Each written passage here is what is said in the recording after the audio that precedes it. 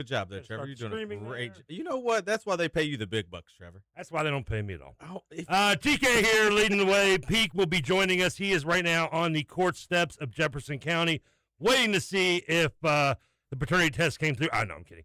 Waiting to see if Mark Mitchell will be eligible to be a cat. Also, Yes. of course, that's just not all. We have global players at risk as well in we this ain't worried about lawsuit, them. so we don't talk about them. No, we don't talk about that. Ty Johnson, Coach Ty, you know him professionally. If you call him anything less, he will make you run laps. You daggone Joining right. me in the pods. Do you have a football in there? Yes, I got a football. Look, Where the hell did you find a football? Don't worry about all that. See, you're already asking too many questions. You just brought a football in with you? I mean, it's right here. I mean, Peak does the baseball. Why can't I do the football? I didn't know there was a football available in there. Yeah, there was one on the desk. Why not have a football? Okay, well, you do that. Peak will hopefully join us. I guess he did just. Yeah, we just got a text message. Still in court. NCAA lawyers making decent points. Well, that doesn't matter because they're not going to win anyway.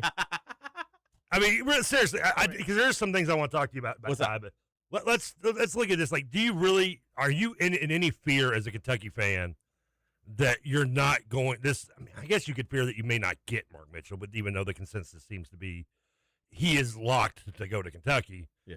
Especially since he's going through currently a Kentucky court system. Correct. That might be a little bit of a sign, but in case you still are not on the fence or whatever, are you worried that like this is not going to go the legal ways that UK fans want? And anyway, like, has anything made you think that like there could be a chance that the judge is going to come out and say, you know what, guys, this isn't cool. I mean, you've been here since 1987. Let's go home, take care of your grandkids, and like quit trying to play college basketball. Do you have any fear that could actually come of case in this court case? Yeah, I mean, doubt's always going to creep through your mind, no matter what. You know what I'm saying? There's always that chance of something bad is going to happen. But when it comes to this, I just don't see it. Like, unless something miraculously happens. Now, as soon as I say this, watch something, watch happen. But I'm not that scared. Too many of these cases have, went the right way. So I do believe that we will see another one go, our way, and we will get our guy. I mean, the only case I think that has not gone the non-NCAA way, players' way, whatever you want to look at it, was the kid in Alabama, I believe. Who technically was given eligibility. The big dude that got drafted, he was like the 28th pick or something in the first round. I forget his name already. Because it doesn't matter his name is. And he played like a few games with Alabama, and then the judge was like, "Yeah, this is not cool."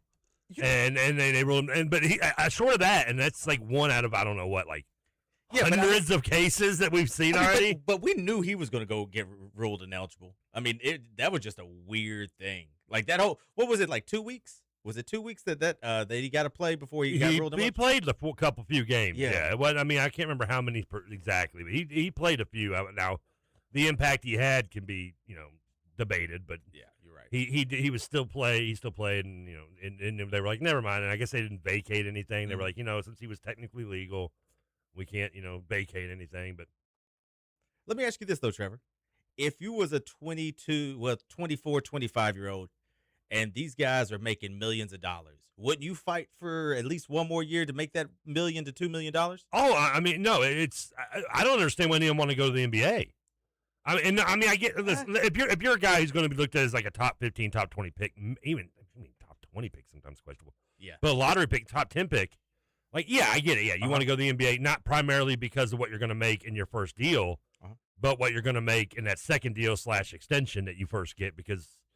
More often than not, the rookie scale, I don't have it in front of me, but, I mean, you sign, I think the NBA's at a 3-year deal on the first rookie deal, 3 or 4 with a fourth-year option, I think. That's it, 3-year, 4th-year option. I know it's the NFL rule.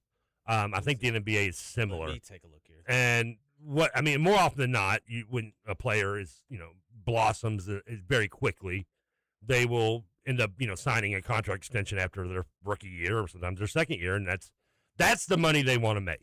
Okay, so duration total 4 years, 2 guaranteed years, plus team option for third and fourth year. Okay, so this is a little different. Yeah, a little bit different. I mean, yeah, it's I'm surprised they had that. Usually the NBA's player association's a little better. The NFL's player association sucks. Yeah. Those guys have been bent over more than I can count than the NCAA has in court. Trevor. The players, the NBA players get just NFL player association, not even close. Yeah. It's sad. I feel bad for them sometimes. There's a reason why the NFL was the last league to get free agency. Yeah. I mean, and that wasn't until '92. Granted, the NBA got it in '87, I think, so it wasn't much longer before. But speaking of knowledge, how'd you do in trivia yesterday? I not too well. I've done better. Do we blame your tennis elbow? No, I can't blame the tennis elbow on this one. Because if it had been on Wednesday, I could have thrown the under the bus on the elbow because I was kind of a little loopy. But yesterday, no, I missed. There's one question every week I miss that will just sit with me sometimes till the next week. Sometimes it sits with me like the Bruce Smith one for like months.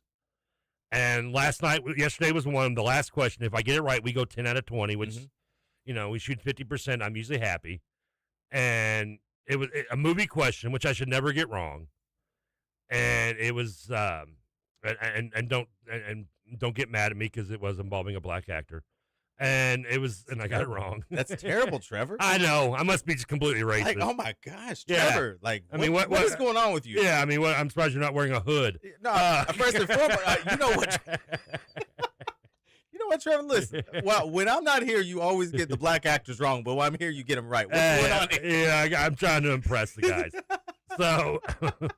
So the question was, and this is what irks me the most. It was the exact question I don't know, but it was the Sidney Poitier movie in 1967. Now, I love Sidney Poitier. I think when we were doing our little thread thing the other day, I said like my top 10 movie. We're talking about movies I've watched like 50 plus times. Guess Who's Coming to Dinner, which is Sidney Poitier, Spencer Tracy, Katharine Hepburn. Very small. The woman who played Wheezy in The Jeffersons. It's one of my favorite movies all day. I've seen it probably 60, 70 times. It's a great, great film.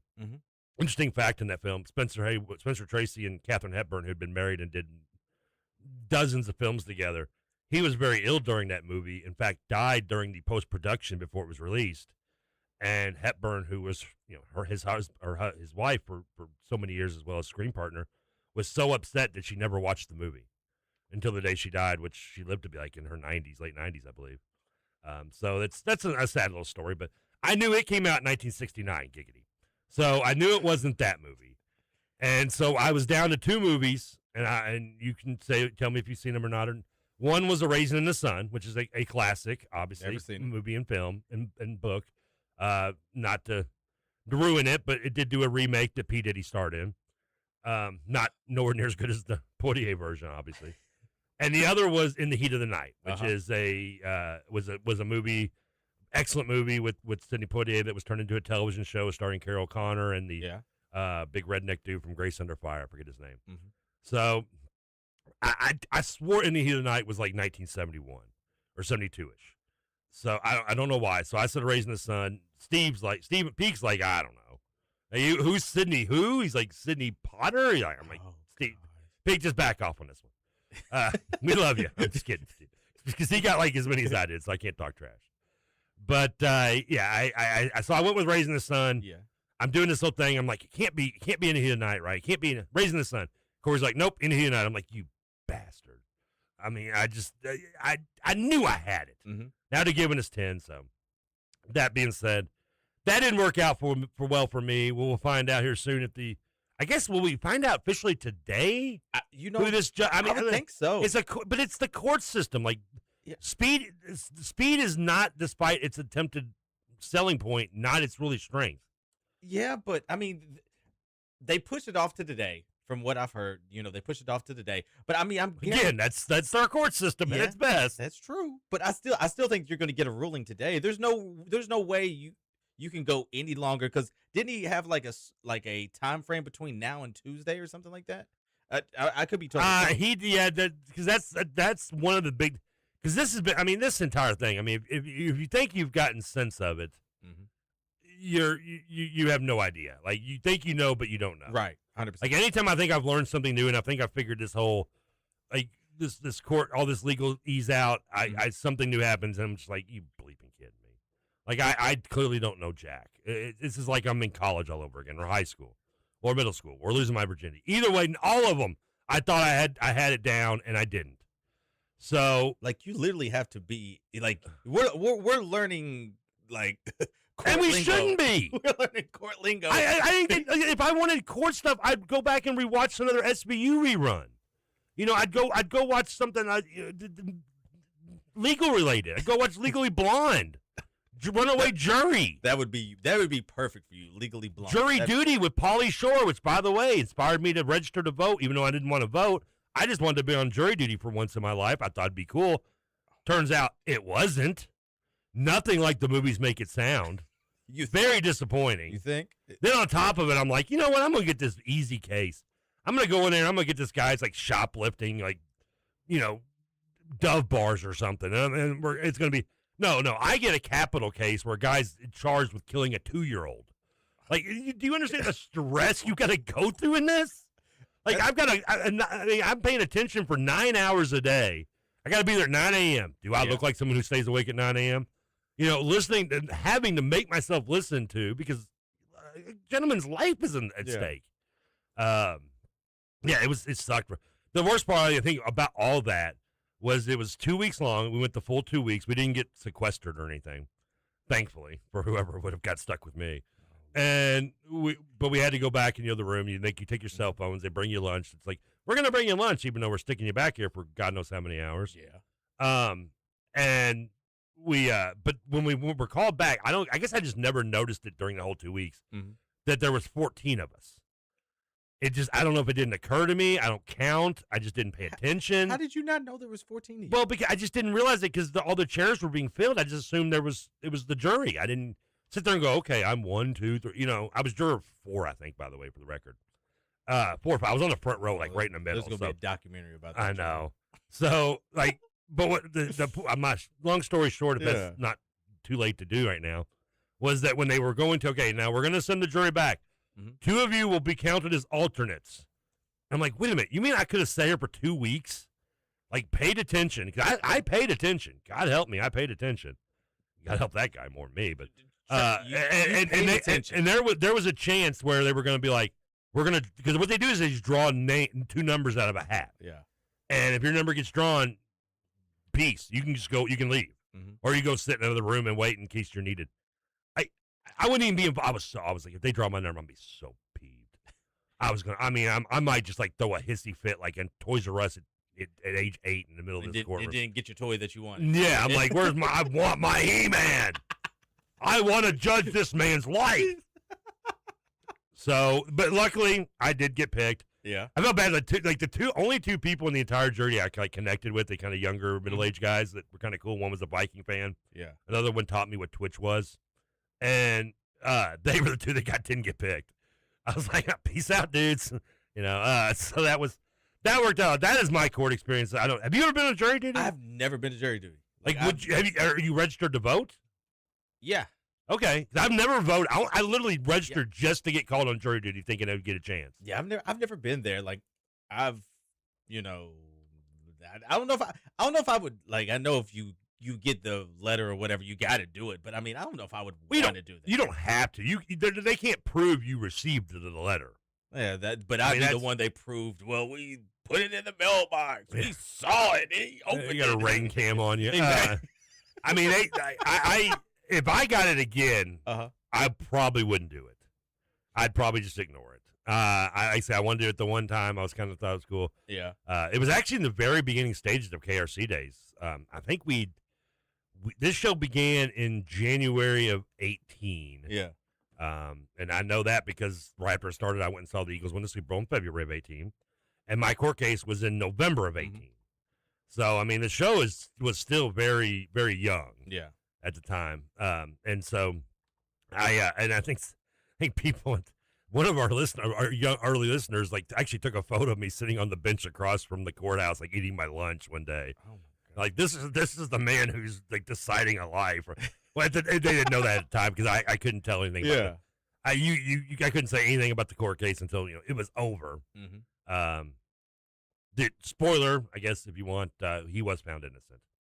We did conclude that it was not there was no reasonable doubt. They couldn't convince. Trevor, I got Didn't look good for him, but yeah, I'm when it comes to the reasonable doubt stickler in court, I am big on that. I got a bone to pick with you. I'm mad at you. I don't like it when you pick a bone with me. I'm mad at you right now. Anyway, what did I do? What did I say it about? All right, so yesterday, Who did I forget to pick up? Yesterday, you said you have never watched any of the Avenger movies. Well, that's not 100% true. Then why'd you say it? Well, because I meant to. I shouldn't have been so broad about it. I've never seen any of the Avenger movies. That's why I just. Well, said. I thought you meant Marvel. I'm sorry. I'm apologizing. Oh God, Trevor. I don't listen to half words you say. You know what, Trevor? God, boy, you know how. You're a parent. You know how it is. I mean, you think your kid listens to you then or now? No, she still doesn't. What is your daughter's name again? We ain't gonna say it on there. Oh, come on. We're not saying it on there. No, we're not. You will give your personal advice and personal dating life out there. You won't even say your daughter's name? Yeah. I'm just going to call her Fufu, too. Yeah, hey. For those that don't know, Ty's got a dog. It's Fufu. No, it's not Fufu. It's Sophie. It's Fufu dog. No, it's not how is my toy poodle a Fufu dog? It's a Fufu dog. That thing belongs in a purse. Where do you feel like, okay, switch back to basketball. I do have another topic I want to get with you as well. We'll do this in the second break. All right. Whether Pete unless Pete gets to join us or not. He did text again. I'm going to have to let you look at that because my phone's on my right side and I can't reach it with my arm right now. All right, so we do got breaking news. Okay, what do we got? Okay, there's your breaking news thing. No ruling from the bench. We will hear something end of next week. Wow. I mean, did I just not tell you this? You said it, but I just didn't think they was going to carry this out any longer. So why not? And now, does the extension make you feel more or less worried that it's going to go in the favor of the NCAA? So I got some. Jack Pilgrim just tweeted out this. Okay. He said, "Judge asked for additional arguments to be submitted by Tuesday with an option for a temporary restraining order by the end of next week. No ruling from the bench. Mitchell and Plains no meeting immediate transfer, meaning no immediate transfer portal." So now he and you mentioned this briefly a second ago. Like I suppose like one of the bigger issues between him and Trimble is that Trimble technically did enter the portal in April, kind of unknown to anybody, which I'm not surprised. I mean, who knows who's in the portal half the time? Man, 100%. And between that and not signing his officially signing a contract, which makes him kind of more under the Colorado rule, I guess, of being eligible to play at Louisville because of the transfer portal thing, because that was part of the Colorado ruling was, again, if I read this right, which I probably didn't, they was giving a fifth year of eligibility only to the team you were with previously unless you were in the portal. Yes. Which, again, in case you're wondering, and you're a UK fan, you don't know this yet, Mark Mitchell was not technically in the portal. So I'm assuming that's kind of what. If the judge is wanting to extend this, now what was the exact words Pete said about the rule? Read that one more time for me. All right, so I'm getting two different. I'm getting one from Jack Pilgrim from him tweeting out, and then the text we got from Pete. We're trusting Pete. Yeah, no, we're trusting Pete. It says no ruling for the bench. We'll hear something end of next week. That's all. Okay, so I'm curious. And Pilgrim said something about wanting to hear more arguments. Yeah, right? So it says the judge asked for additional arguments to be submitted by Tuesday. It doesn't say from what party. I'm assuming the NCAA party. I'm guessing it says. I'm guessing for both parties. That'd be my guess. If that's the case, then that makes me think he's being more open-minded about it, which could be curious that might not lean the best towards Kentucky's options. I don't know. I wouldn't say it. I wouldn't say it moves it to some big 75 no to 25 yes to Kentucky, but I still think it's 50-50. Yeah, I would probably put it still 50, maybe 55-45, maybe 52-48. You just want it. You just don't want it. You just don't want it to happen. It's all right. Well, no, it's 50-50. Listen. As you know something, Louisville adds Trimble to a team that Louisville fans already were hyped about, and this was just we're in the bed with two girls and two more sisters walk in. Stop it. That's Trevor. That's what Trimble is to us. Trevor. Okay, he's just adding more to the flavor. He's the sprinkles on top of what already is our sundae with bananas and whipped cream and cherries. Okay, that's what he is. On the other hand, I hate Kentucky, banana splits. I don't think I've ever really had officially a banana split. I've had one, and it was so bad I couldn't do it again. Like I say that I really don't think I may have had one when I was a kid, like Baskin Robbins level, maybe. Yeah. I mean, I used to ride my bike up to Baskin Robbins, which I think is not no longer there on Westport Road. Did you have to, walk in the snow and 10 of miles course, to school? uphill both ways. Yeah, with glass on the ground. Okay. Yeah, I was butt naked. It was a disaster. God, Trevor. You couldn't even get dressed until you got to school. Stop. Oh my So, gosh. I may have had one then. I don't think I've ever had. Point of being is, other than someone's right. Like, there's no way that fat dude's never had a banana split. Plenty of ice cream, just never put a banana mixed in. I mean, Trevor, do you have a ice pack on your elbow? Yeah. Oh my God, Trevor, you're a bigger diva than Sophie. You are a bigger diva. No, than if Sophie. I have to, because this table is so hard when I put my arm on it, it makes it throb. And then when that does it, it sends like these pain signals. Now through my I see arm. why you're talking about my dog being and my daughter Fufu. You're the real Fufu. What? I can't wear an ice pad? What are you, No. manly man? What do you take off my finger if it gets hurt, Ronnie Lott? Yeah. I don't cry during movies. Remember, Trevor? I ain't got no heart. Speak if you're listening, turn the radio off. I was watching season 5 of The Wire last night. Yeah, what's up? My ADD is really kicking in today. And it was the scene where Bubbles is talking to, it's like the second to last episode, and Bubbles is talking about Sherrod. Yeah. And he's talking to the drug addict group or whatever, the anonymous group. Yeah. And I'm thinking to myself, I wanted to text you, but I can't because we're in a group with Peak, and I guess I could have just individualized our text, but I'm lazy. And I was like, there's no way he cannot watch this and not get, like, I mean, come on, dude. I mean, the Sherrod scenes, you still didn't shed a tear? No. You're a father, for God's sake. No. Like I said, I couldn't, like, seeing that, it was like, man, all right, cool. You knew better. You knew better to do that. You just a junkie that didn't know any better. Like, you know what I'm saying? You knew better. You a junkie that just went into something that you shouldn't have went into. Well, he was trying to save the kid. He was trying to save the kid. He did everything he could to save the boy. How can you save somebody when you can't even save yourself? He was in the process of doing that. You gotta be 100% with yourself before you can save somebody else. I swear. I mean, the Grinch before he found little Susie had a bigger heart than you. That was a good one. Thank you. Trevor, that was the best one. Before we take a break, want to remember, in case you're wondering how we're in two separate rooms, and Coach Ty knows I have a ice pack on my elbow, it's because he's peeking in on, not to be confused with Stephen Peak, on the Thornton's YouTube stream we have. Of course, Thornton's Big X YouTube stream brought to you by Thornton's Power Up with all their great coffee, fuel, and discounts at Thornton's. Quality fresh food. I tell you what, I've gotten hooked. They've got like a pizza that you can buy by the slice over there. It's really good. I got it for lunch yesterday after I left here. I just downloaded the app.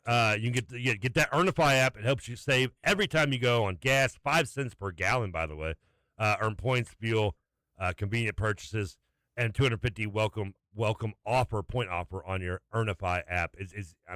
Listen, I know you're like, oh, Trevor, you got to give them. No, it is a good deal. We could be sponsored by Joe Schmo gas station, and I would still give you Thornton's, tell you Thornton's to go there. I mean, the Polar Pop that you got with the Earnify app is I think it's under $1. You got the big red 44 one, I did. So that's a little more than the 83-cent blue, but that's all right. It's because you're paying for 12 extra ounces. That's right. What'd you get in there, by the way? Sugar-free Pepsi. Okay, that's disgusting.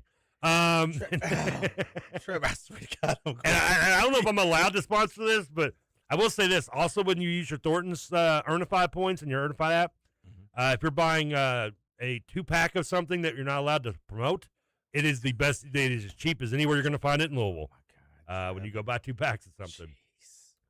There's 20 of them in each pack. Are you done, Trevor? Trevor, they'll never let us do this again together. It's over, Trevor. Also, I want to remind you, the Gameday Men's Health text line, 414-1450. Gameday Men's Health, defining a new era in men's health. Gameday Men's Health delivers real results, no shortcuts, testosterone replacement, weight loss, peptides, vitamins, sexual performance therapy. They've got you covered. Go to GameDayMen'sHealth.com. A couple of those real quick. One, Patrick Murphy says you all went 9 of 20. Okay, this is our score from yesterday. Okay. I think he did tweet this out, but he says you all went 9 of 20. with Trevor winning his third straight, baby. That's 3 in a row. But 9 of 20? 3. Woo! 3 in a row, baby. 9 of 20, though? You know, that's called a 3 in a row hoe. Trevor. 3 straight trivia show, 5 correct answers. Pete got 4, which is not, I think he gave us like a half a point in some way. Yeah. August, currently, we are 21 of 40. That's right, baby. In case you just went to Wagner and don't know that math, that's 52.5%. Overall, 323 out of 640 for just over 50%. Yeah. And by the way, we learned on the show yesterday that it was the 3-year anniversary. So when we say overall, that's 3 years almost right there locked up at 50%. Not too shabby, right? No, not at all. Not too shabby. All right, we're going to take a quick break, come back. Ty, obviously, maybe we'll hear from Peak and see maybe some more inside of this court news. Yeah, we'll probably get we've got, maybe I'll find texters if you can think of something that make Ty watch and make him cry, we will do it. And it won't also, be one movie. And speaking of thinking of making somebody cry, I got to ask you something in the news recently about someone else that's been crying way too much. We'll get into that and a lot more here coming up after the break here. Keep it locked on the Kentucky Roll Call on the Big X. And it's still Billy Strings Day, Bob. They're going to get you if you're not. How much longer now before I'm in the clear? Something with the hood on, right?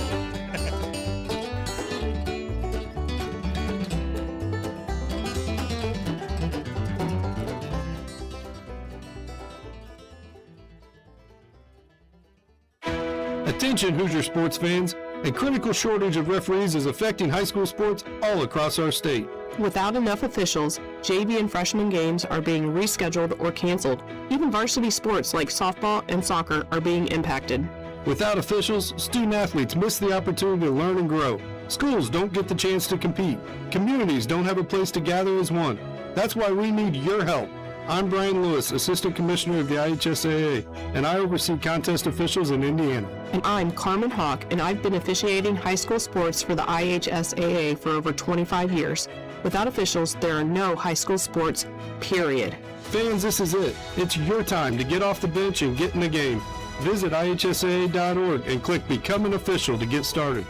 Our Hoosier communities need you. Support high school sports in your community by becoming an official. Visit IHSAA.org and click Become an Official today.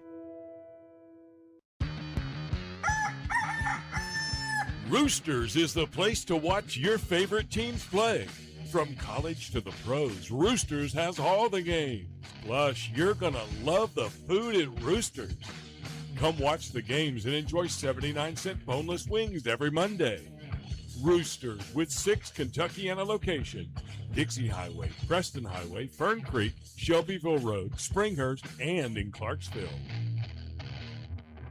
Looking for quality furniture and dependable moving services from people you can trust? Then visit Corvin's Furniture and Moving Company in Radcliffe, Kentucky. Family owned and operated for more than 50 years, Corvin has built a reputation for honesty, value, and personal service. Mrs. Corvin, now 94 years young, and Carl continue the tradition of taking care of customers every day. Conveniently located on 31W in Radcliffe, call 270-352-0601. Mention you heard this ad and save 10%. Corvin's Furniture and Moving Company, a name you can trust and a name you already know.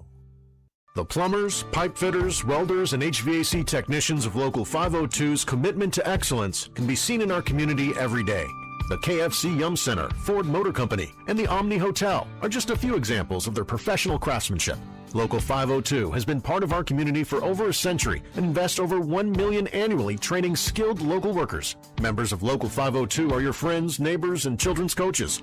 For more information, go to lu502.com. Local 502, built on excellence, building a better tomorrow. I spend my days teaching 5th graders that big things are built one step at a time. And at home, we're living that lesson. I'm Kevin Miles. I'm Rachel, wife, teacher, and we're getting ready to welcome our baby boy. We can't wait. We're practicing being big siblings. Crosspace Medic is our family business, built on one simple belief. Your home should feel safe, comfortable, and healthy for the people you love most. Crosspace Medic, a healthy home starts from the ground up. You can find us at crosspacemedic.com. For swing into the action at Park Mammoth Golf Club, a breathtaking and challenging course just off I-65 in Park City, Kentucky. Stay in the know with the Park Mammoth Golf Club app. Get course updates, special offers, GPS, gift cards, and easy tea time bookings. After your round, unwind at the Mammoth Grill, where delicious food meets stunning course views in our brand new clubhouse. Visit parkmammothgolfclub.com and experience the best in golf today. At Valley View Golf Club, the game just keeps getting better. Over the last couple of seasons, Valley View has continued to add new improvements for members and guests. Enjoy the Tap-Ins dining room, now featuring 2 indoor golf simulators for year-round play. Every golf cart now includes a new GPS system to enhance your experience on the course. And to preserve the course's strategy and beauty, Valley View has planted over 120 trees in recent seasons. Valley View is also expanding its golf tournament program. Membership continues to grow, and a waiting list begins May 1st. So join today and experience everything happening at Valley View Golf Club. Now don't be calling me at 4 in the morning just because you're thinking you still got my number. And don't be closing down every bar downtown, just stumbling around and searching for some loving. Oh, I'm not what you need, cause if I was what you needed, then you would have left them other boys alone. Sing it for me, Ty. Let me at 4 in the morning, just because you know if I'm at home. I wish somebody would call me at 4 in the morning. Think they got my number. When's the last time you got a booty call, Ty? Like 1 a.m. booty call? I would like to keep that between me and that person. Oh, come on. It couldn't have been that recent. She's probably like married and has 4 kids by now. Probably so, but it's all right. Don't worry about that, Trevor. I'm assuming like Kanye was still like friends with the Jewish community by last time. That Trevor, I'm already heartbroken today. Okay, I'm heartbroken. All right, thank you very much. What happened? What happened? Something happened to Fufu or? I'm heartbroken, Trevor. You know why I'm heartbroken? Because you watched a movie that made you almost want to cry, like The Tin Man. You were afraid you were going to rust. No, Trevor. You know I was supposed to have a coffee date today. Oh, that's right. Yeah. Okay, I had something I want to ask you, but we're going to put that aside for a second. We're going to put that. Oh, thank you, Trevor. We're going to put that because aside. your personal business out to everyone is more important than anything sports related. Trevor, before we do that, 414-1450. If you have a question on the Gameday Men's Healthcare line, Gameday Men's Healthcare line, obviously you can ask us anything sports related, legal related, or in this case now it's soon to be relationship related. With Ty, nobody wants to know. Oh, good Lord, this could be good. Nobody texts and says, just need to switch hand. Trevor, just needs to switch hands every now and then to get even on the way on elbow. Nobody, you have no idea, buddy. Ty didn't believe me, I don't think, when at the break, we were talking about something, and he's mocking my arm again, my injury, because he has no feelings or ethical Wow, Trevor. This is getting even worse after the first time. Holy crap, Trevor. I know, by the end of the show, I'll have you like you're out there like Schindler. So at the break, he asked me, he said something about arm, and I was telling him, those that don't know, I despite never being on a tennis court since I was like 17 to get drunk and try to hit on this girl named Carrie, I haven't been on a tennis court. I don't watch tennis. I don't follow tennis. My favorite tennis player is Michael Chang, who was popular and relevant in 1992, and that's the only reason he's my favorite, because he's the only one I remember. Was he in there in the era with like Andre Agassi? He was. Yeah, good call. Yeah. I think they were pre-Sampras, really. Oh, okay. But Agassi and him came up at the same time. He won. We've looked this up, and I should know. He won like the not Wimbledon, but it was like the French Open or something. Yeah. He was the youngest person to ever do it or something like that. My grandmother used to love watching Andre Agassi and Sampras. And Agassi was another one too. I liked Agassi because like him, and then Sampras was not far behind, I believe. This is the extent of my tennis knowledge, by the way. This is all I got. That knowing that what tennis elbow is, and I usually get it in my left arm. And if you don't know, because I am right-handed, so take that joke and shove it. But my left, I sleep on my left side. I'm very bad. I'm a belly sleeper. For my whole life, I was a belly sleeper. Isn't that bad for you though? Probably. I thought but and then like breathing type. Well, possibly, because about 13 years ago or so, I got diagnosed with really bad sleep apnea. And I got diagnosed while I was in the hospital, had my gallbladder out. The nurses and doctors thought I died. Whoa! If you don't have sleep apnea, you stop kind of breathing for seconds at a time when you're asleep. Yeah. And they said I'd stop breathing for like 20 seconds or so. Like they freaked out. They kept running and wake me up. I'm like, you better give me some morphine to get me back to sleep, because you just woke me up at 4 a.m. here for this crap. But as a result, I had to. For the last, I guess now it's been 13 years actually. I think about it. I've worn a sleep apnea mask, and because of that, I had to like kind of adjust to sleeping on my side. Yeah. And it's on my side. I say that, but I'm kind of like it's like 3/4 side, 3/4 belly still. And when I do that, I sleep with my arm up, my left arm, because I sleep on my left side. And sometimes my elbow would just get caught in the wrong way. When you sleep for like 10 hours and it's stuck that way for 10 hours, you wouldn't have this problem because you'd be awake in 2 and it'd be fine. You're right. And I've had it like 3 or 4 times in the last like 3 years maybe. It just started like 3 years ago. It sucks. But my right arm I've never had an issue with, and it baffles me. And so like I think this is what I'm assuming is when I had to use my mother's car, borrow her car. My car was in the shop. She let me borrow her car or share her car to come to work. And it's a very small car. Right. You would have no problem with it. Me, it's not the most big guy, Trevor. What are you talking yeah, about? well, and I think I screwed up my elbow getting in and out of her car. Oh, okay. And so it's been like this now like 3 days. Usually it lasts about 4 days. One day is really bad, which was Wednesday. Then it gets kind of like progresses to kind of more being inconvenienced by like the 4th day. So I'm hoping by like Saturday, tomorrow or Sunday, it'll just be a little sore, but I can use it again. Yeah. I can actually carry stuff with my right hand, which I couldn't do the last 2 days. Hey, look, that's a W. And yes, since it'd been like 4 or 5 days, I had to go lefty last night. So Trevor. Now speaking of someone who's going to have to start going lefty again. Oh, no. You can't segue like that. You told us last week you had a date set up today. Well, yeah. Now a pre-date. Yeah. Pre-date. Okay. So now here's the weird thing. Like, yeah. You tell us that now, and she was listening to the show. She was. I don't know if she's listening now. I would say probably not. Spoiler alert! Now why that date's not happening. Now you had a date with her, but yet you text us on last weekend. You were hanging out with her on like Saturday though. Yeah, I was hanging out with Saturday. You had chats with her. Yeah. She seemed to be okay with the coffee date. She was listening. Yeah. Which gave us a good sign that maybe she's kind of into you. Yeah. But guess something just didn't go right on the Saturday trip or Sunday or I don't know. Your guess is like Trevor. Your guess is as good as mine. Okay. You didn't fart in front of her, did you? I don't think so. I don't know. No, really. Your guess is as good as mine. Like literally, I don't know.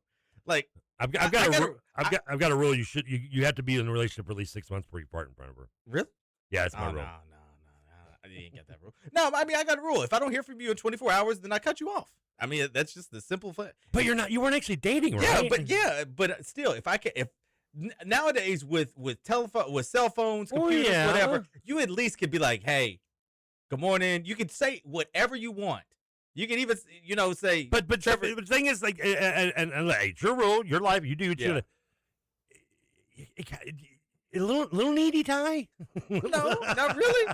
Okay, Trevor, let me ask you a question. Okay. How many times do we in our group text? I mean, once a day at least. Okay, exactly. Somebody, I may not reply right away. Yeah, no. You guys like to text and talk while I'm doing another radio show a lot of times. I'll have missed texts, and sometimes I'll get home and I'll just miss it. And Pete's the same way. I think Pete goes to sleep a lot earlier than you and I do. Oh yeah, of course. Like and he'll wake up. I feel so so bad day. That like he puts it on. Dude, I'm assuming he puts it on silent. I would. Could you imagine like waking up and seeing like 40 text messages just about I bet my family thread. Yes, every day. Really? And that's why I have my family threads on silent. There's not a morning I don't wake up and have 20 texts from my family thread by 10 a.m. It's insane. God love them. Their family. So okay, so you had talked to her, you'd been chatting. Yeah. You weren't officially dating, but you were already kind of hanging out. Yeah, we was vibing. I mean, just a vibe, nice little vibe. But like, and so you went and hung out with her on Saturday. I hung out Saturday. She went to go hang out with her friends Saturday night, and then it went radio silent. And then radio silent. Do you think she hooked up with somebody? I mean, it's her prerogative, not mine. Did something happen on Saturday at the mall that you may have said something? I wouldn't think so. I mean, shoot, we found both of her. We found her shoes, which I went shoe shopping, which I'll never do again. You kind of got put in maybe the friend zone before you even got into the good zone. Yeah, I don't think so. Okay. The friend zone, you wouldn't go shoe shopping. I mean, actually, I think that's pretty much what it is. No, not. I could be wrong in today's relationship. I'm not young anymore. So. Yeah, we know that. But no, I mean, it is what it is. I'm not like, Well, Like, oh, I know you ain't losing over sleep over it. Yeah, I don't sleep anyway. So Yeah, I mean, sure. and we know you ain't gonna shed a tear. Oh heck no! Why would I shed a tear? You see what I look like? I'm get another. So one. have you talked to her since? I have not. Saturday night, she just completely ghosted you. Ghosted me, like literally, like. Well, that's not cool. No, it's not. But I mean, it is what it is. I mean, when you were out at the mall, were you walking with her? Yeah. And a cute girl walked by, and you go, why can't your butt be as nice as that? Did you say that? I might not have said it, but I was kind of thinking that maybe. Because I mean, you have. I feel like you have done something that. You know what it is? You know what I think it is? Honestly, Trevor, I think this is now. I'm going. Oh, you're going to throw her friends under the bus, aren't you? Nah, not even her friends. I'm just going to say this. I think sometimes people say they want something, but when they get it, they don't know what to do with it, and they're not ready. When they're not ready, what do? They do what Pope did: run away. Okay, I'm curious what the it is in this scenario. I don't know. I don't know. That's why I put it as it. I don't know. I couldn't tell you what it is. Now, I have no boundaries whatsoever. Did you get a kiss at least out of this relationship? That's between me and the good Lord. That's a yes. Okay. So how's that a yes? You don't know. That's because you won't admit. If you didn't get it, you'd say no. Then I'll say no. Then there you go. I'll say no. I don't believe you. Oh my God, Trevor! You at least got a. I know you did. Trevor. Now I'm worried. Now that like. Did you bumble the kiss? Is that why she just ghosted? Why would I bumble a kiss? See, you admitted it. No, I did not admit it. I said, why would I? You didn't try to go too much tongue, did you, on the first go? Oh, my God. I did that once in high school. It didn't work out, yeah. She kicked you? Oh, no, I just got basically broken up with by fourth period. By fourth Hey, I'm now going back and looking at the chat from last week. They were right. Why did I listen to Trevor for dating? Oh, you should never listen to me. I should never have listened to Trevor. You should not. But to be fair, like all my knowledge is a mix of like personal experience, which is like 30 years dated. Yeah. And rom-coms. Oh my God. So I've got like a mix between like fantasy and reality. And porn. The funniest thing was when we was in our group, and I gave you good rom-com advice. You wanted me to take a radio and go outside our house and play music in the rain. No, I did not tell you to. Yes, you did. No, I didn't tell you to Dobbins her, which is, by the way, in case you're wondering, that is from Say Anything. You told me to do that. I said that's the thing you don't do. No, you said do it. You might. Hey, you might not have put don't. You put do. I said don't do that part. That's what gets you arrested. Exactly. That's the bad part of rom-com. See, that's what you wanted me to do. You just wanted me to have a bad weekend. She goes MIA. I get arrested for going out there with a speaker and playing like something like I don't know. All right, now we got to know. So you texted her Saturday. She ghosted. Yeah. You have this rule, which you told her this rule, which may. We both have the rule. Okay. We both have the rule of. So you both have like a lemon rule thing going. Like if it doesn't working out, we just ghost and cut our ways. Yeah, that's cool. Which if it passes 24 hours, it's done. Yeah. And now you took my advice on Sunday night, past 24 hours. Yes, I said throw her a bone. Say, and Peak was with me on this. Yeah. And Peak's married, so he's won the game. And it's that just throw it out and say, hey, how'd you have a good time? How's it go? And she never replied after that. No, she didn't.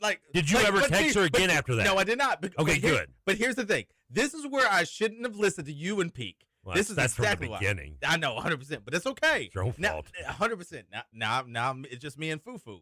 But but I should have never went against my rules and text her again. I never should have. Because here's why. Because now I look desperate. No.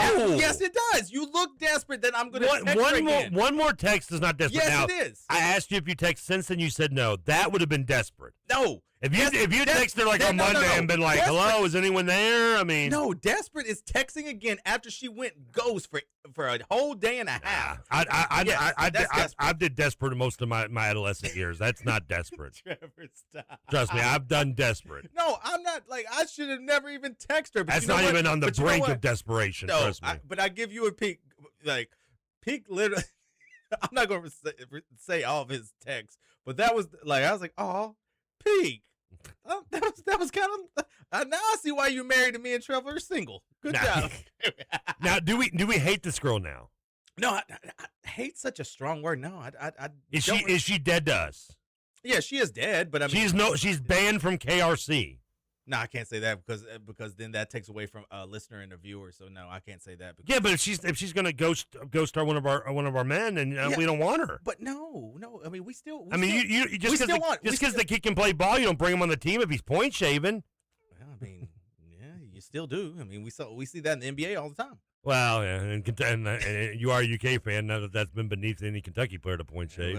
Shoot, any y'all's banners like at some pawn shop right now? Hey. Don't you? No. That's for strippers. Something you're going to be heading towards soon if you keep getting ghosted. What if it was during the? 1450 is the Game Day Men's Day text line. Scooter Dingus, who you got for the first time today. Yes, I did. You got to meet Scooter, my man Justin Kalen. The Sunrise was drive by with Dingus, as we like to call it sometimes. Okay, did I say this or did you? He goes, quit saying Polar Pop completely different. I know things. I'm sorry, dude. It is Fountain Pop. It is a fountain. He said fountain refresher, I guess. What? This is tons of flavor. Let's see. It is tons of flavor. It's like I'm tons of fun. It is. We know that. I try not to say it. It's just a bad habit. It's like it's calling any styrofoam drink from a gas station, and then Thornton's. I will get past this, I promise, because you are my friends. And the other place I don't like that does do the official Polar Pop. It's almost like when you call every hot tub a jacuzzi. Like not all hot tubs are jacuzzis, but all jacuzzis are hot tubs. You know, like not all fingers are thumbs, but all thumbs are fingers. And that's Trevor. Did I lose you there? You lost me. Did I lose you? Literally lost me there for about a couple seconds there. You know with a college degree, dude? Come on. Hey. Look, you all said that. What was it? When did y'all talking about the college thing? Was it yesterday? What was it? Thursday? Tuesday? I don't remember yesterday. We know that. You know what? I actually watched a good movie last night. What'd you watch? I watched. I haven't seen it in forever, but it was one of Corey's questions one day. It was a movie called School Ties. You ever seen it? No, I've not. You know, excellent film about a 1950s prep school.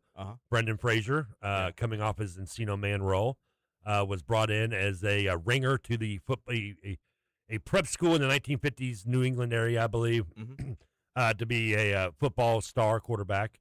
Because in the 50s, you could look like Brendan Fraser and be an unskilled white dude and play quarterback and be a star. And was he mobile? Well, yeah, because it's 1950s. They didn't throw the ball. And it's starring also a very young Matt Damon, Ben Affleck, multiple other actors, and it's a great movie.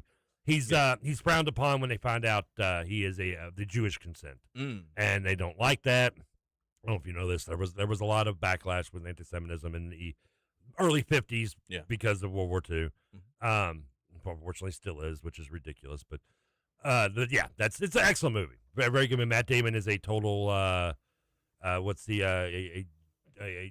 giant B. You could say, maybe even a giant C, and just a total evil guy. Ben Affleck's the evil because that's his role, and so on and so on. But it's a very good movie. It's check it out if you want to. I doubt you'll cry or have any emotions towards it, but it is a good film. Texer wants to say, let's see here.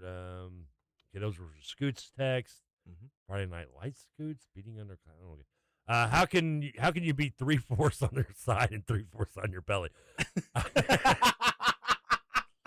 Because I have a very big belly. Like that's how I like.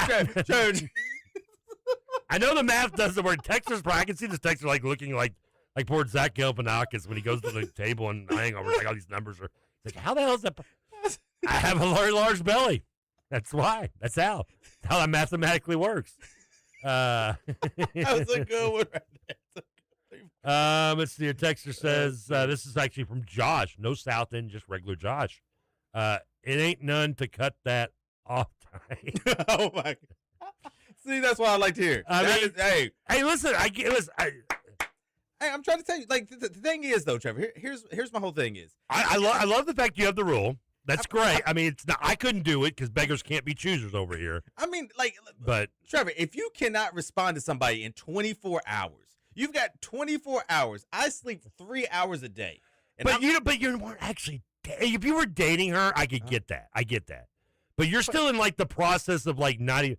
Like you hadn't even and we're just talking only kiss, like no even sleeping together yet. Trevor, even like people that I don't even like, I hear from them maybe once a day.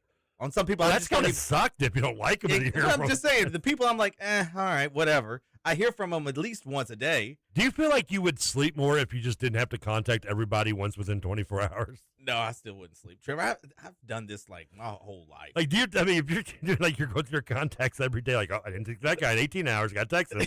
No. Like Trevor, you got 24 hours. You can text somebody once and be like, hey, I'm alive. Hey, I'm here. If you can't even do that, what? Like, no, I'm not gonna. Well, I feel like you're a little strict. I will give you this. If she hasn't even texted you by this point, then you did the right decision. She's clearly doesn't want to be involved, I guess. Trevor, it was sad. Still thinking you use too much tongue. Trevor, it was Saturday. It is Friday. I also do feel kind of bad. So behind the curtain, real quick, we're about to go to break. Yeah. You sent us that group picture. Yeah. And you didn't tell us you were like on hanging out with her. Yeah. And my first initial thought was, why are you buying stripper platforms? Oh, Trevor, those are stripper shoes, my friend. those.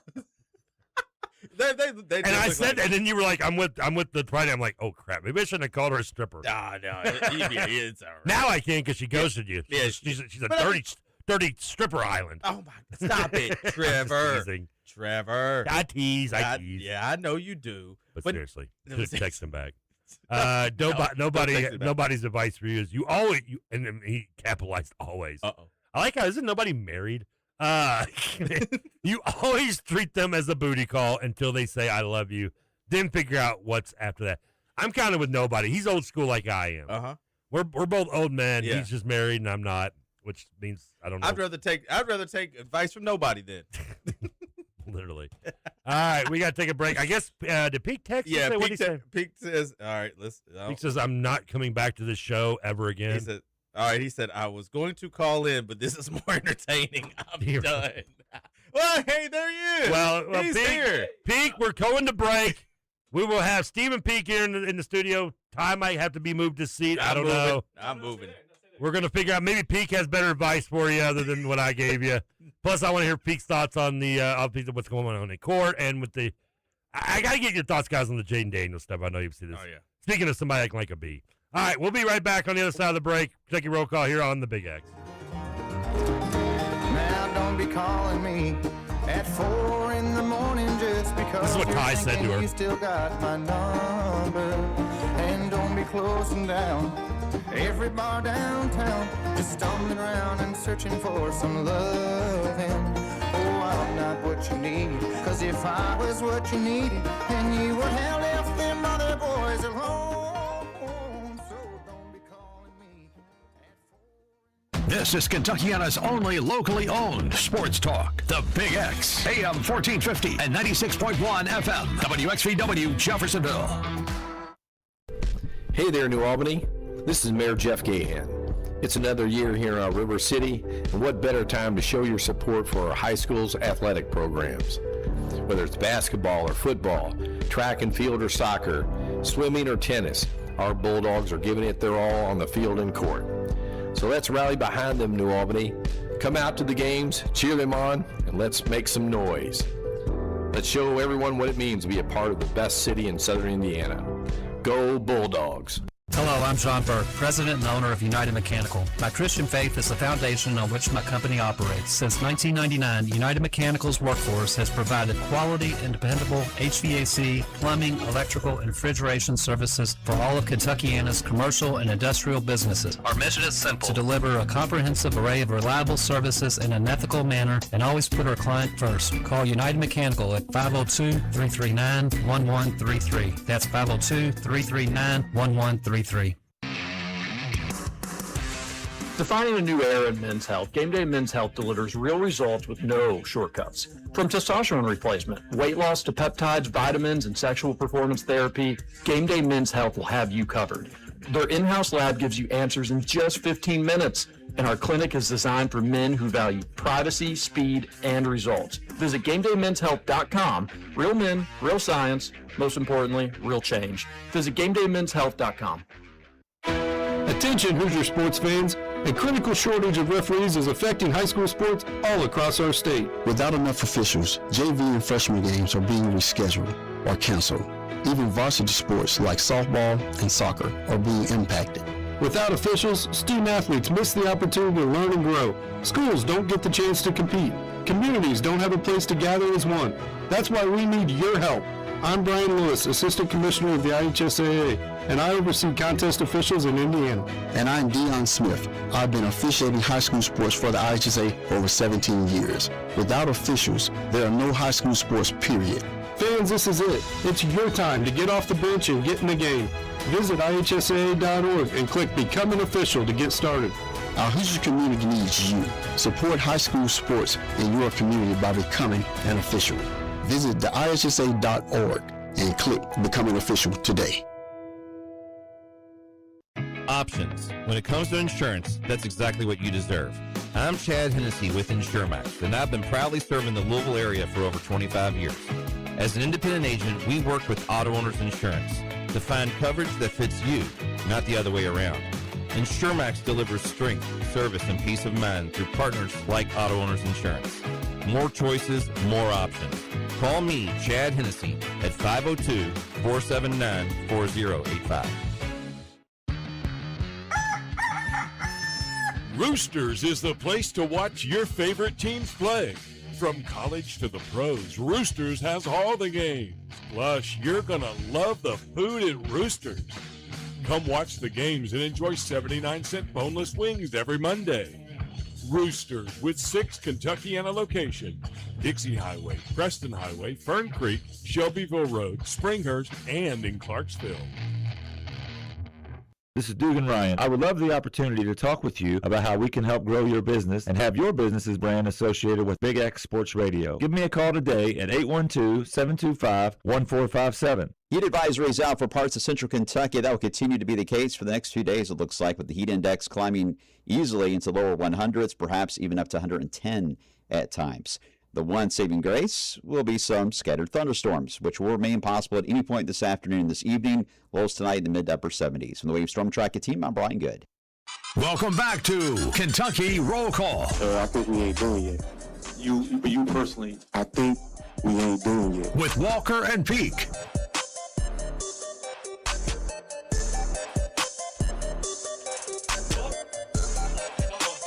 Trying to switch to the blue mic. Yeah, blue mic. We're on blue. Welcome back put to you on red. That's a good point, actually. It's just because it's closest to the door and it's not falling apart. Is this falling apart? Well, I thought we fixed this mic. First of all, we don't dismiss things that just fall apart around here. Otherwise, I'd be fired again. Okay, because I'm the one falling apart over here like I'm Dustin Hoffman in the Midnight Cowboy. Whew, what a busy day. This has been a busy day. Where we just got back from the courthouse. Judge Brown is here's the thing, Trevor, and I'm about ready to upload this rapid reaction to KSR's YouTube channel, and Jack and I both discussed this afterwards. Boy, that was rough. That was a rough rapid reaction. Not very good. Like, for one, I don't know. I didn't go to law school, Trevor, contrary to popular belief. Neither did Jack. But you do watch, like, law movies, right? And yeah. So I was applying my Time to Kill knowledge that I had. Ooh, Time to Kill's a good one. Yeah. So basically, no ruling from the bench. Each side talked for about 30 minutes or so apiece, and then Judge Brown said he will have something. He wants the written arguments by Tuesday, and then by late next week we could have something from him as far as a ruling goes. But there was a good case being made by the lawyers representing the plaintiffs. There you go. Good. So and I'll go through some of the arguments the NCAA made also. One of them actually, I'll say this, one of the arguments that they were making in favor of rolling these guys eligible, a little weak. Trevor, can you turn it down just like a little? Sorry. No, you're good. Maybe I might have my headphones. You guys' headphones are way louder than mine. Yeah, maybe that's what it is. Because this level was very low, I might add. Like low, get low, get low, get low. We'll bring it down. Okay, so it's only 45 seconds, and I got to see Ice-T on here. There you go. Nice. Okay, so the one of the arguments they made was the reason that it is in this jurisdiction, in this court's jurisdiction, is because they played games in the state of Kentucky, most of these guys, or were at least affected by games being played in this state. Now, when you say guys, you're speaking not just of Mark Mitchell, but the Louisville football players. There's Louisville football players. I think there's a Florida State quarterback that's mentioned in there. The kid from that played at Boston College. Boston College. Okay. Yeah, he's at Florida State. He was at Boston College. He transferred to Florida State. Okay. Thomas Cata. Yeah, I just had this.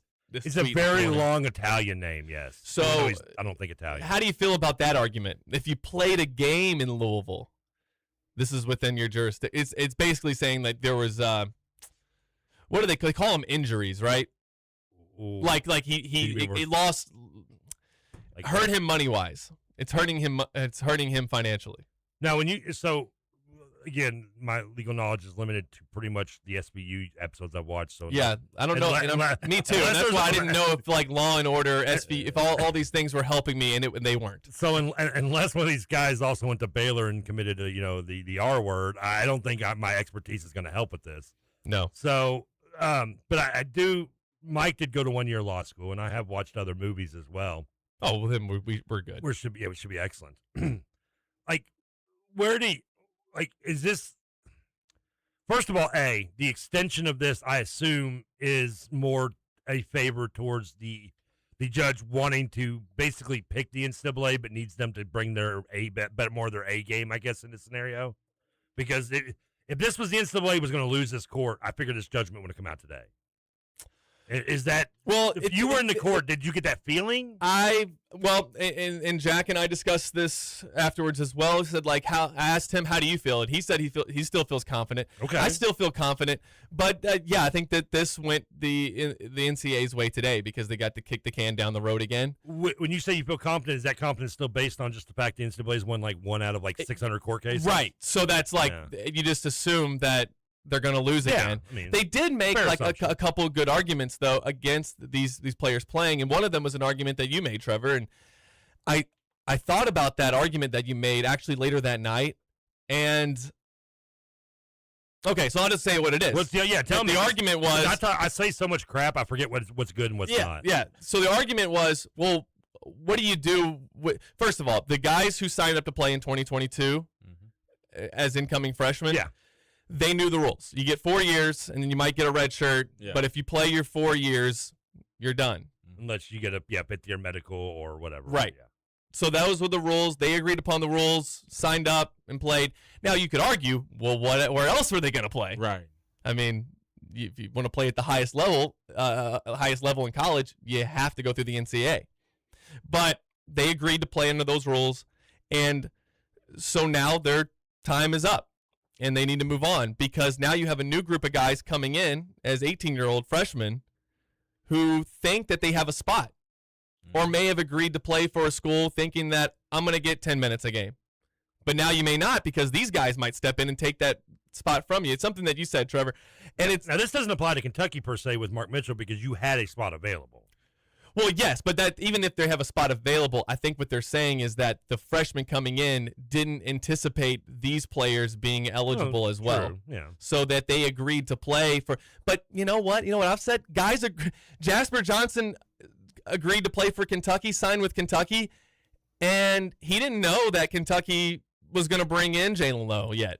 Yeah. He didn't know they were bringing in other lefties, a Caden Lewis. I can't remember which. You also added Milan Milinovich or whatever his name was just less than a month ago. I mean, yeah, exactly. So that those freshmen that agreed to play didn't know who was staying in the NBA draft or not, right? And NFL draft for the football guys. So I think that's sort of a moot point, and it was one of their bigger points the NCAA made. I thought that it was. Because the more I thought about it, Trevor, later that night when you made that point. I thought, well, okay, they're going to get they'll get 4 more years anyway, and to go deep, we can go deeper into the point that you made, which was mine won't show its ugly head for another 4 or 5 years. I mean, it's a slow process. True, but I've also said the main argument that we got in was I just don't care. I'm in the court today thinking why are you trying? Why is the NCAA trying so hard to prevent guys from playing that would make their product better? Theoretically, yeah. They've had more experience. there's guys on this lawsuit specifically that'll be good. Mark Mitchell is one of them. As Ty's dating advice from me can confirm, experience doesn't always equal excellence. They have experience within the last few months. That's helpful. Oh, well, that didn't happen. So I just think that what are we doing? Why are they fighting so vehemently against these guys playing? Well, if I'm the NCAA, and I get what you're saying, like pick and choose your battles, so to speak. I mean, like, is this the hill you really want to die on? They're asking for the reason they're asking for one more year, Trevor. And I want to hear your point, but I just to give you some more context. The reason that they're asking for the 2022 rule is because them being Mitchell and these players. Yes, is because that of the 5-5 rule, and they were the rule is you have to be, I think, 18, 19 coming into college.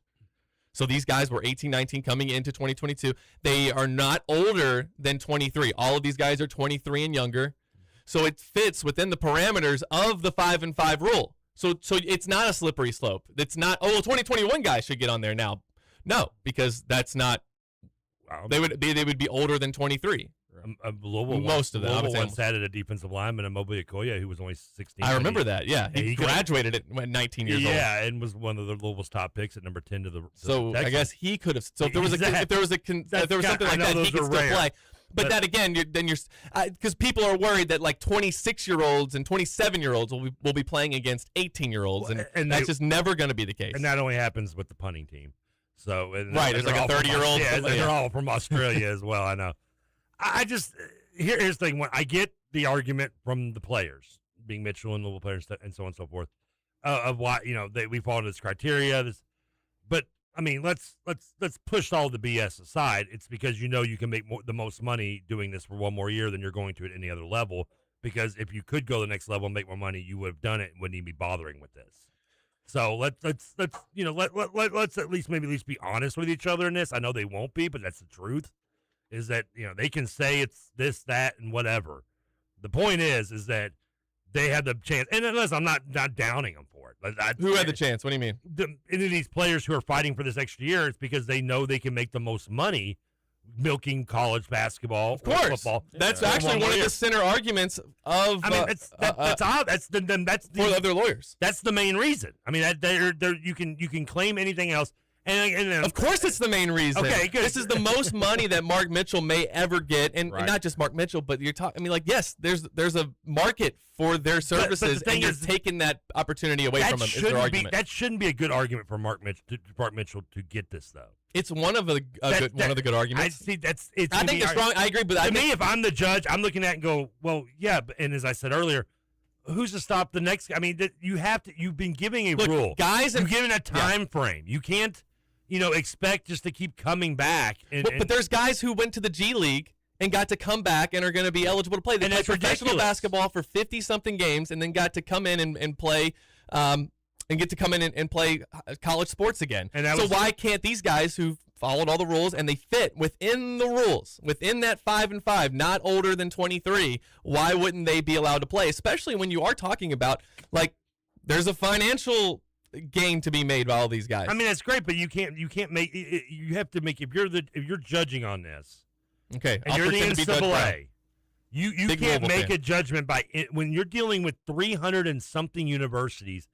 I mean, you're talking only the ones, thousands and thousands of kids. Yeah. Okay. You can't make judgments by one individual case. That's not good for business. That is not a good thing to do because. Obviously, what's the downside to this? You have to look at. I mean, walk me through that. Your judgment is obviously not going to make everyone happy. It's never going to happen. That's just like in politics today. I mean, we have 4 billion people or whatever. Not everyone's going to be happy. Not there's never going to be a long. How many place. People? I don't know. 4 billion. In the world? Just in traffic in Atlanta. Okay. And in rush hour in Nashville rush hour traffic, there are 4 billion people. If you've never been in Nashville rush hour traffic. You're probably not denying it. You're like, Trevor ain't lying. No, I have a story about that. I'll save for later. Exactly. But okay. So my point, I guess, and so I get Mark Mitchell, but you got to look at the grand scheme of things. What's the grand scheme? And the grand scheme is that if you do not just finally cut the umbilical cord and tell this person, we did. You have to go. Well, you've been here 4 years. You had opportunity. But why did guys? And this isn't guys in front of them got more years. The guys behind them get more years. Well, first of all, why don't guys they? behind them because they just happen to come younger. Listen, for the same reason why if someone just turned 19 today, but they or, still, hold on, but someone these just guys turned still 19, fit within someone the rules, just turned though. 19. They can't go buy a pack of cigarettes because they moved the law up to 21. Why is that fair to that person? It's maybe not, but it's the law. Yeah, but that's the same thing. difference between being able to buy cigarettes and getting millions of dollars. It's very different. Well, if you buy cigarettes, you can sue for millions. One of their arguments they made was that if you got a car if you bought a car from a dealership for $15,000, this is the NCAA's argument. There's a lot of car analogies today. The NCAA's car analogy was if you went to the dealership and you bought a car for $15,000. Okay. And you leave the lot, and then somebody comes in right after you and buys the same car from the same dealer for $10,000. The dealership doesn't owe you a $5,000 rebate. True. That's a good point. It's a good point if you don't consider anything that's actually happening. Like, yeah. I think the argument makes sense. I hear the argument. At the same time, though, I understand it sucks you're born 3 years too early, Mark. And I'm not saying Mark shouldn't be found eligible. It's fine because honestly, I'm with Louisville's with the little dog. Well, he was born. He was born 1 year too early. Exactly. If he was a rising senior this year, like sucks for you, buddy. But you've had 3 years to make money as well. So Milan Momcilovic will get another year. He'll get to play at Kentucky again next year if he doesn't go to the NBA. Okay. Mark Mitchell done now after 4 years. Well, I mean, yeah. But that doesn't mean like I just don't. Again, if as long as they're fitting within the parameters of the rule of the 5-and-5 rule, they're not older. They entered college at 18, 19, and they're not older than 23. Mark, I'm sorry you spent 4 years in college and probably can't read and write. Maybe that's not my problem. Okay, you're gonna have to go out and do something other than playing college basketball at this point. No, maybe not Mark Mitchell. Again, I'm kind of rooting for Mitchell in this court case, only for the greedy side of it. That Louisville does have a dog in the fight here, both in football and kind of in basketball with Trimble. So I'm kind of hoping you get him, or at least he gets eligible. So in this case, I'm going to play hypocrite. But normally I'm in the park of I'm not rooting for the player. And I know it sounds weird, but I'm with the NCAA on this one. Maybe not in this exact case, but starting next year when Louisville can't. I'm sorry. I just don't get it. I don't get why does it matter? Why does it matter? Honestly, and this goes back to the argument we were making earlier this week. Because who cares where if do you they draw play the line? If you ask me, no line. Well, if they want to play in college for 10 years, why not? Who is it hurting? And if you want to, you can have JV teams now. I mean, if you wanted to, I'm not saying, but look, I think this is where this is headed anyway. It's not college sports anymore. Like, it's not about like, well, I got class on Wednesday, so I can't. Yeah. No, it's like they're there for professional sports. No, well, they're still representing collegiate universities. So it just followed under college. And the thing about that is that like the most passionate fans of Alabama like didn't go to Alabama, and the most passionate fans of Kentucky, not all of them went to Kentucky. You didn't go to UK. I didn't go to U of L. I mean, yeah, my dad went to Louisville. Okay, that's exactly. And wants them to lose at everything. And I don't know what happened to him there. I'm assuming it was a bad date, like Ty had. It was he grew up a Kentucky fan, but lived in Louisville. I can only assume some professor like screwed him over, and he's still pissed about it. I don't blame him, maybe, but don't take it out of the university, buddy. Come on, Stephen Senior.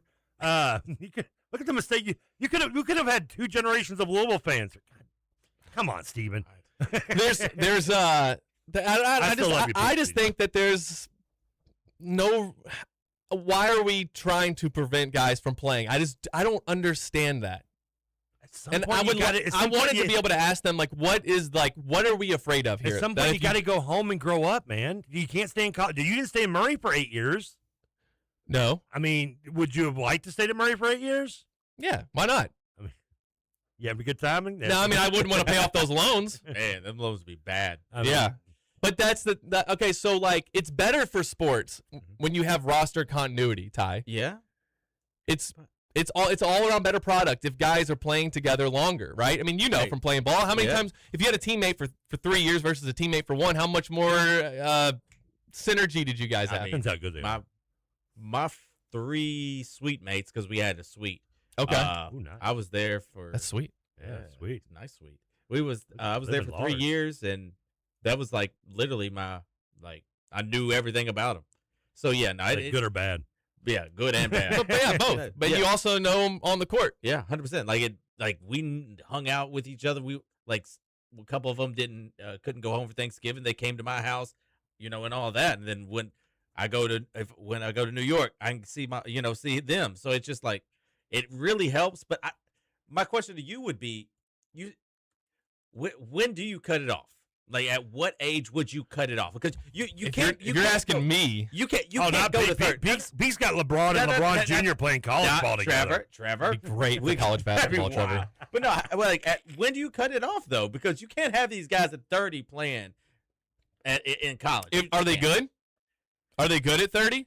Well, Yeah, they're good enough to play let's say they're good. Let's just say they're good. Let's roll, baby. Let's go. I want to see. I mean, like, I'm kind of being hyperbolic. I do think though that there's how many guys are going to want to play? Okay, I'm doing a hypothetical when there was an actual court case today. So maybe I'll just say this: where do you cut it off? Yeah, where do you cut it off? Within the rules that they've given the 5 and 5. Okay, so I agree with that. So if you are older than 23 and you started playing in 2022, now, part of that rule was that you if you started a certain year, you didn't get the 5th year though, right? As of right now, but everything. So you're telling me you should pick and choose what rules you want to abide by, which I'm definitely okay with in certain cases. Absolutely. Even amendments are supposed to be amended, right? So, like, the other thing too is the NCAA is changing the rules, and they changed the rules while these guys were in school. Well, it's one of the arguments they made also today. had to do it because there was no law going on. I mean, well, no, I'm saying that while these guys who played 4 years and started playing in 22. The rules changed for them pretty drastically while they were in school. Other players were given more years. So that means, like, if you were a freshman in 2022 and guys were given extra COVID years, now you've had to play within just your 4 years because you only get 4. And everyone else around you, the older guys and the younger guys, are getting more time. So while you were a freshman, you were playing against 25-year-olds. It kind of sucks, but you know what? That's not fair. I know this generation doesn't like hearing this, but you can't always get what you want. And I'm That's sorry. fine. I'm sorry that it falls on you that this is going to happen to you. But you're going to have to. And this might come as a shock. You might have to actually grow up and move on, and not blame everything on someone else. I don't think anyone's blaming it. I think what they're saying is that, like, saying this because this guy didn't get it, so watch that. That's not how life works. No, but there's an argument to be made for it, and they're making an argument for it. But when you start pushing that line back, that line disappears more and more, and then we are anarchy. So why is the kid from North Carolina? Why is he going to get to play for Louisville? Well, again, now if this rule does get appealed and turned down, both locally and nationally in the Colorado thing, he won't. Now, because he has a better shot at playing than Mitchell at this point, is due to the fact that he did put his name in the transfer because of the rule. Okay, but they changed the rule for that. They literally just changed the rule for that. When they came out with this 5-for-5 thing, they said if you were in the portal already, you would have an option. No, that was in the Colorado ruling that they did that. And they literally just by the way, get that bozo out of here. Well, he might end up having to be because they are appealing that. They're not going to win that. Well, that's so not the point. Why doesn't Trimble just grow up? The point is go get a job or go to the NBA, which is a job. Tried to. The point is that guess what? If it gets appealed, if the appeal does work, now if it doesn't, then you can yell at the NCAA in the court cases. Don't yell at Trimble and me. But if it does if the appeal does uphold and he's not allowed to play Louisville, then yeah, he's going to have to do what you just said. Go back to the Wizards or whoever it was he maybe signed an extension. My point is that they've adjusted these rules so many times. Why is it even controversial that they're going to do it one more time? Because at some point you have to. Because over the last 6 years, the NCAA has been bent over more than the GIMP and Pulp Fiction. This is it. At some point, even the lawyers here have created a parameter that says as long as you are under 20 or you are not older than 23, you can play, and it's cut off right there. The lawyers who are presenting this gave it these parameters. So now you really can't make, I mean, somebody might try to make the case that, hey, I graduated in 2017. Can I get some run in the NCAA? But it's not going to happen. So there isn't after hearing this today, I'm more convinced than ever this is not a slippery slope. And I mean, look, I know that it sounds like I'm fighting for Mark Mitchell so badly, like, oh, we got to get Mark. Other guys are going to be able to play too. So other teams, all the other teams Kentucky's going to play are going to get better also, right? So, like, it's not like I'm thinking, oh man, if we can get this rolling. A lot of space left on these rosters. It's not like it's going to be full of these guys, and then it's done. And then they got their fair opportunity. So then it's done by your standard. So if a guy like Anthony Black, who by the way is under 23, and was drafted 3 years ago, wants to go back to college because he only played 1 year of college, you would allow him to play. Well, the other rule is supposed to be that they didn't play professionally within their sport, although they have adjusted for that too. That's the weirder thing. That's way weirder. He's with the Magic. That barely counts as professional sport. That's, to me, that's way weirder than just allowing these guys who, again, everyone else around this class has gotten extra years, just to say, okay, they get one too. Better example, Taylor Hendricks, who's been somewhat of a bust for the Jazz. He's now with the Grizzlies. We played 1 year at Central Florida. He's under 23. Can he come back? And he played in Utah and Memphis, and that's even less of a consideration than Orlando. Like the college, I don't even think the NCAA recognizes there's a team in Memphis. No way in the city sure does. Man, I mean, I'm just saying. This is my point. Is this is the slippery road you open up when you just start moving that line back more and more. There's no slippery slope. They've given the parameters. Doing this, and some of it's on the NCAA's fault for They created the slippery slope when they added on years for COVID. They created the slippery slope when they allowed JUCO players to come in and play for a sixth year. That was the NCAA bowing to students and bowing to the athletes. They should. They represent. It's not. The NCAA needs to harming. You need to be a parent, not a friend. Okay, Ty knows this. Ty's daughter doesn't need another friend. She needs a parent, and he knows that. And I'm sure he did a great job doing it. I guarantee he did. Even though she goes by Foo too on the show. Oh my God! Short of that, or not getting a name, he's done a great job. But Ty, again, am I wrong? When you're a parent, you don't need to be your kid's friend. You need to be a parent, right? Right, but let me. Okay, No. But that's what the NCAA is. It is a parent, not a friend. But let me ask you a question though. When you see that kid, and this is total off topic, when you see that kid that needs another year, why not give it to him? Why does he need another year? Because he can only get paid doing this, and he has no other options. That's so no. Might just that's not relevant. Also, even if that were, who cares? Again, we're getting so far. We're like adding stuff to this. The rule is 5 and 5. And they fit within that. They did an arbitrary cutoff. They didn't have to do that. The NCAA could have said, yes, we'll grandfather these guys in. They just said, no, we won't. Why?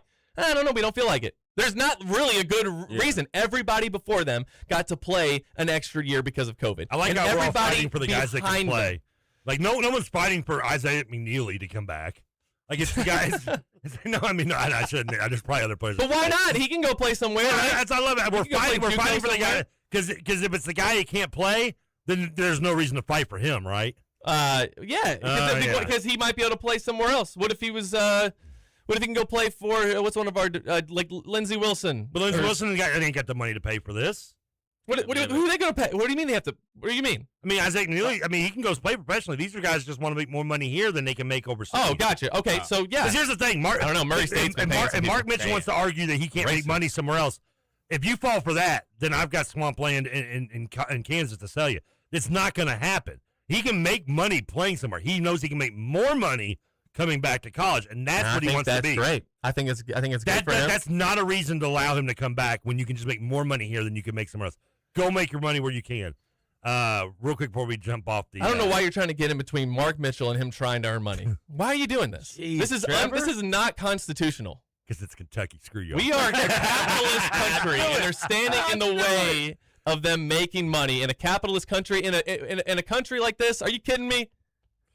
If it was Louisville, it'd be a different story. You want socialism. You want people to be capped on how much money they can make playing a sport. I cannot believe it. I read the Daily Worker. Nobody takes it once to remind me. I guess I don't know if Pete, you were listening on the way here, I assume. I was going to call in, but I was enjoying your all's conversation so much I didn't want to interrupt. Breaking down Ty's. Ty did admit that he did get a kiss on that date, by the way. I didn't hear him say that. I heard him not answer, and his non-answer. So we're a little worried you may use too much tongue, but we'll get into that another day. Do we need to take a break? No, we will after I read. Nobody made the booty call, and I said something about him being married. He wants me to clarify.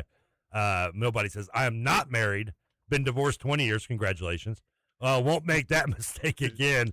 Raised 2 kids on my own. Don't need Miss Right. Just need Miss Right now. That's a good line. I love you. That's a good line, Nobody. I feel like me and Nobody are going to be like those old guys creeping at the club one day, like wearing members-only jackets and like trying to like, hey, sweetheart, how about that MTV? You know, it's a banger, right? It's real lit. Trevor.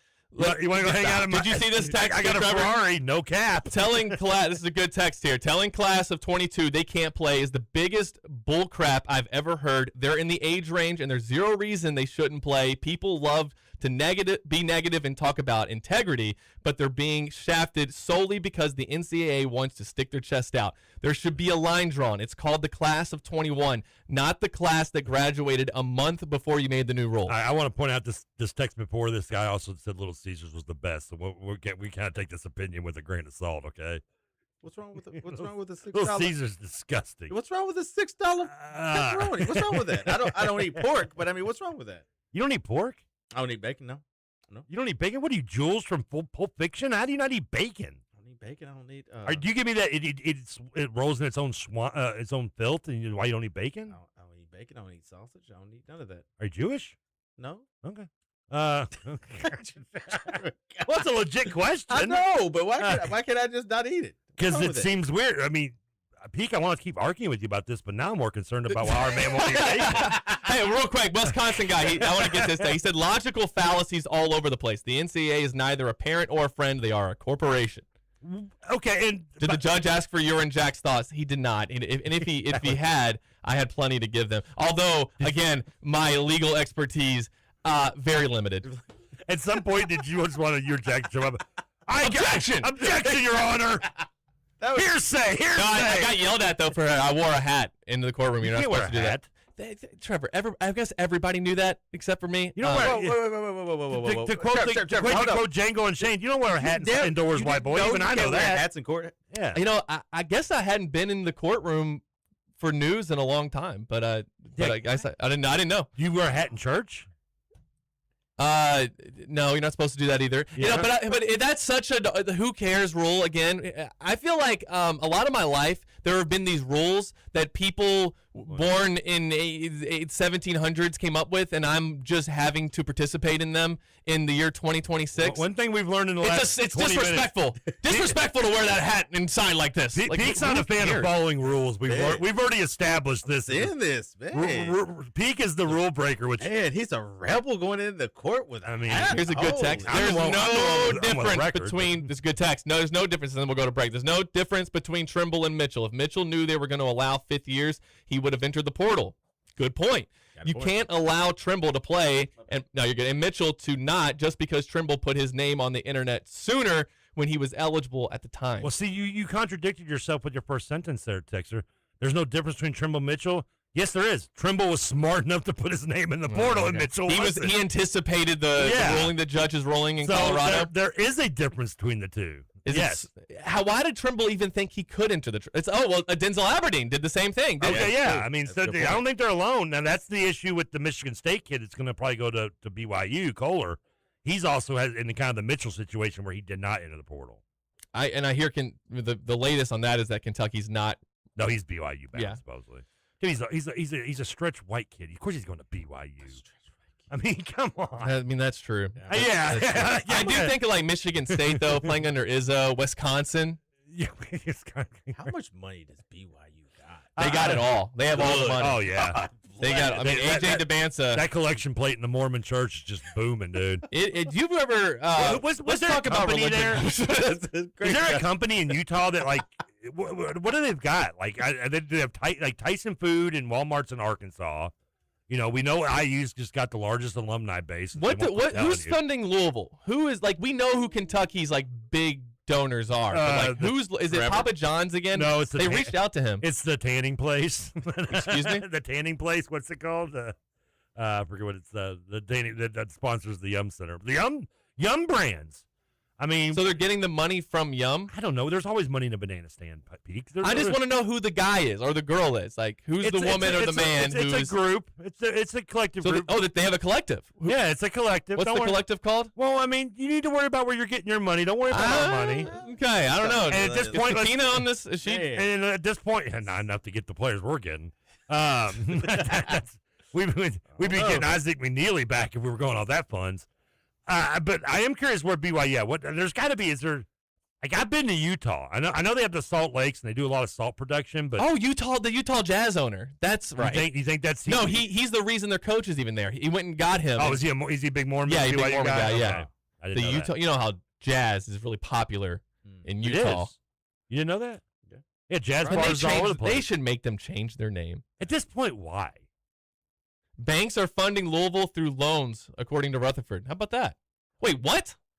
Loans? Y'all are taking out loans to pay for this roster? We're gonna own that. I got to listen to all 3 hours. We're gonna own the Iron Bank. I'll be honest with you. I listened to an hour of Rutherford. I listened on my way home. He wasn't happy yesterday.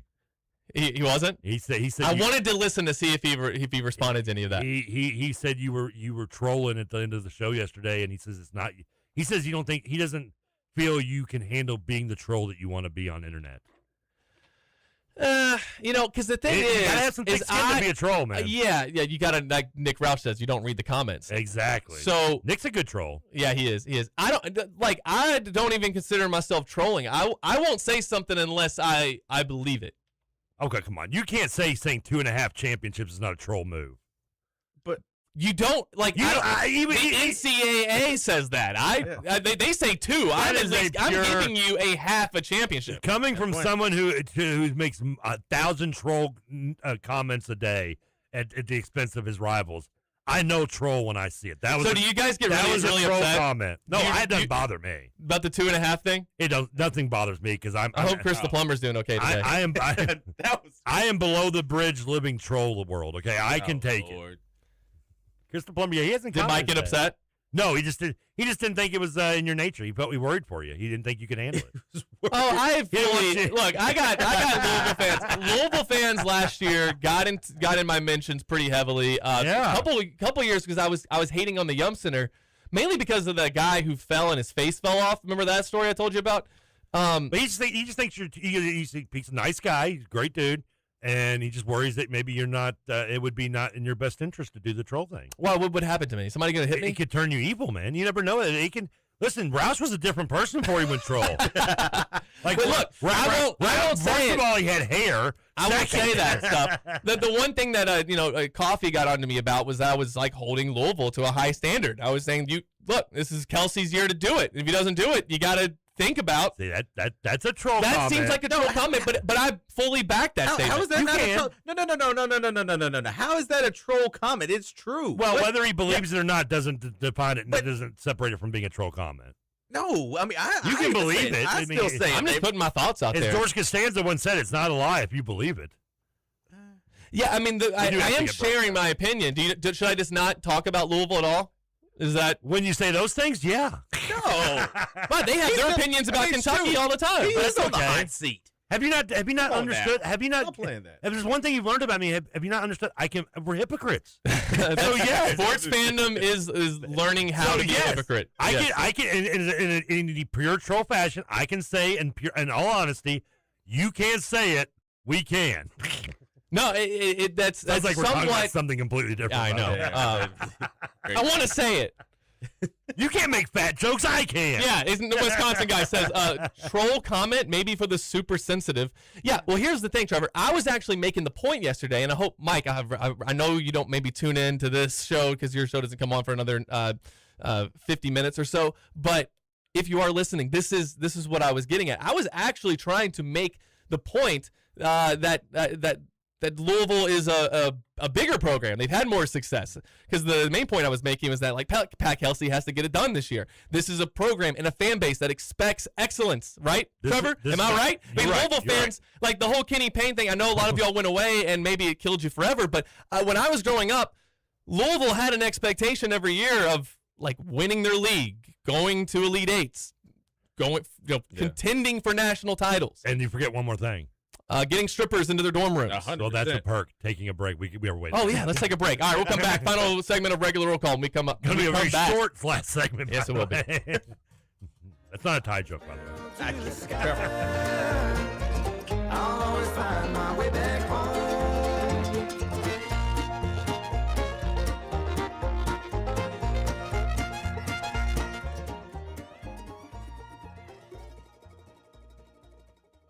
Honey Baked Ham in New Albany is the perfect spot for a healthy alternative to fast food. They provide a variety of freshly made sandwiches, as well as salads and delicious soups. And you can dine in or take it to go. They also have many dinner options such as ham, turkey, frozen sides, and desserts, which provide a complete meal. Catering is also available for small groups or large gatherings. Call Honey Baked Ham today, 812-941-9426, or visit them, 3602 North Gate Court, Suite 23 in New Albany. Calling all young golfers. The PGA Junior League at Old Capitol Golf Club is the perfect way to learn the game, make new friends, and compete in a fun, team-based environment. Open to boys and girls of all skill levels, our PGA Junior League is coached by PGA professionals, helping kids build confidence on and off the course. Join the team and experience golf like never before. Sign up today at Old Capitol Golf Club and let's tee it up. Visit oldcapitalgolf.com to register now.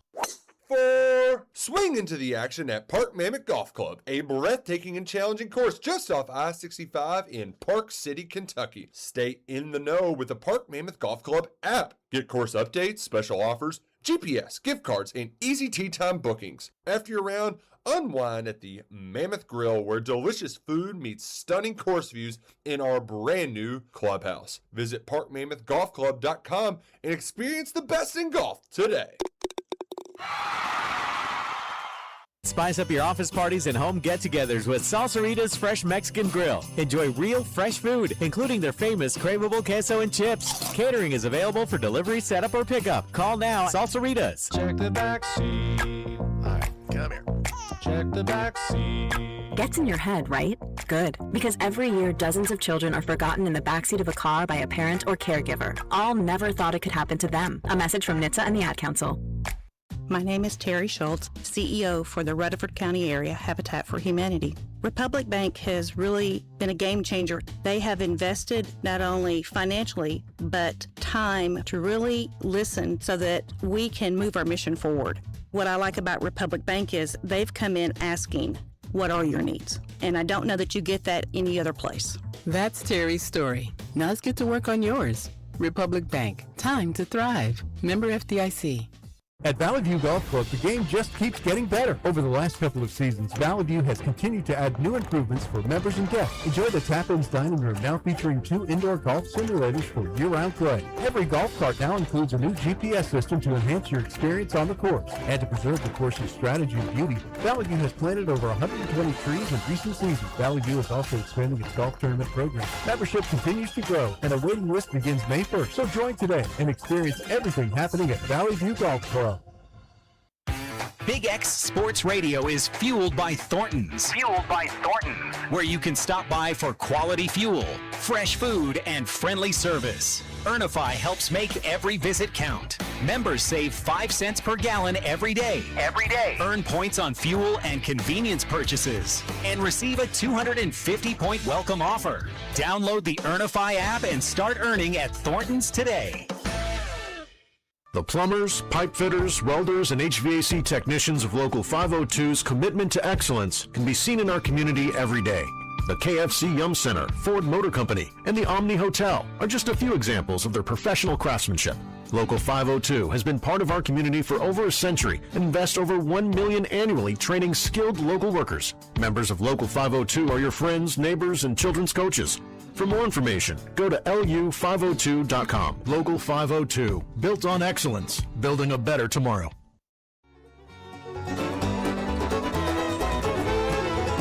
Seeing things that just ain't there, 5 miles away from anywhere. Highway 80 way out west, can't afford. Oh, yeah, it's Billy Strengths Friday. That's right, on Kentucky Roll Call here on Big X Sports Radio. These are also all from his most recent album, except for the Overtime song, which is going to be each week on Friday going to be a Billy Strings cover. And so I don't remember the name of the album this is off of, but I actually listened to most of this album last night while I was doing these songs. I mean, as the kids would say, this is a banger, man. The kids would say that. The kids. I mean, the kids are saying it. Like it's such a good album. Like all the songs I played today. I don't know if you've had a chance to listen to much as they come in and out of breaks, but the End of the Clear and what was the other? It was In the Clear, which is really good.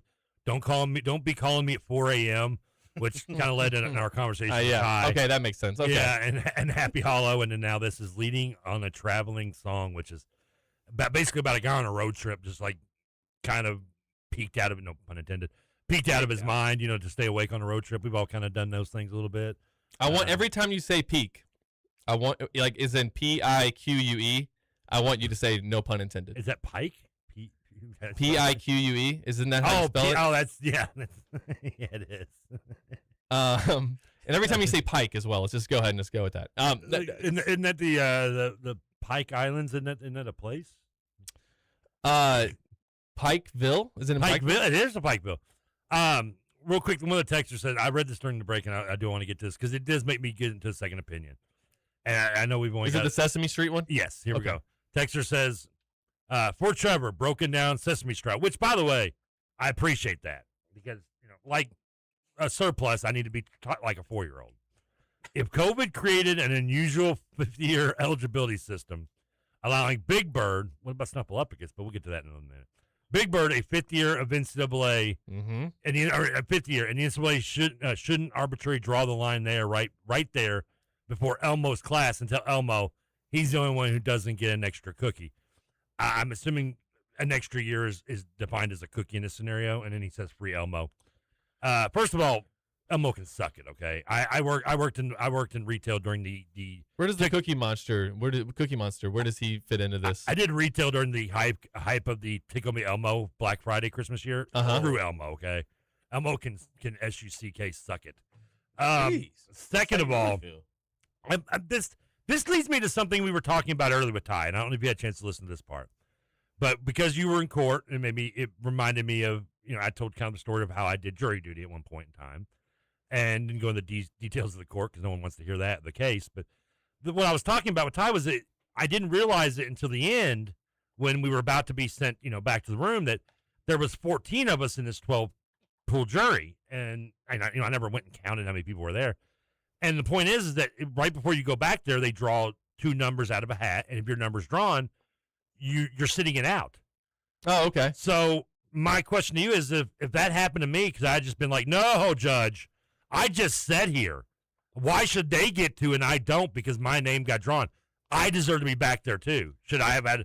I mean, how's that any different than what the NCAA players? Were they going to pay you millions of dollars to do this? Well, they were paying me to do it, so yes. No, that's not. I mean, we can apply this to anything. And sadly, with everything. I was probably making more a day there than I was at the Big X. Why?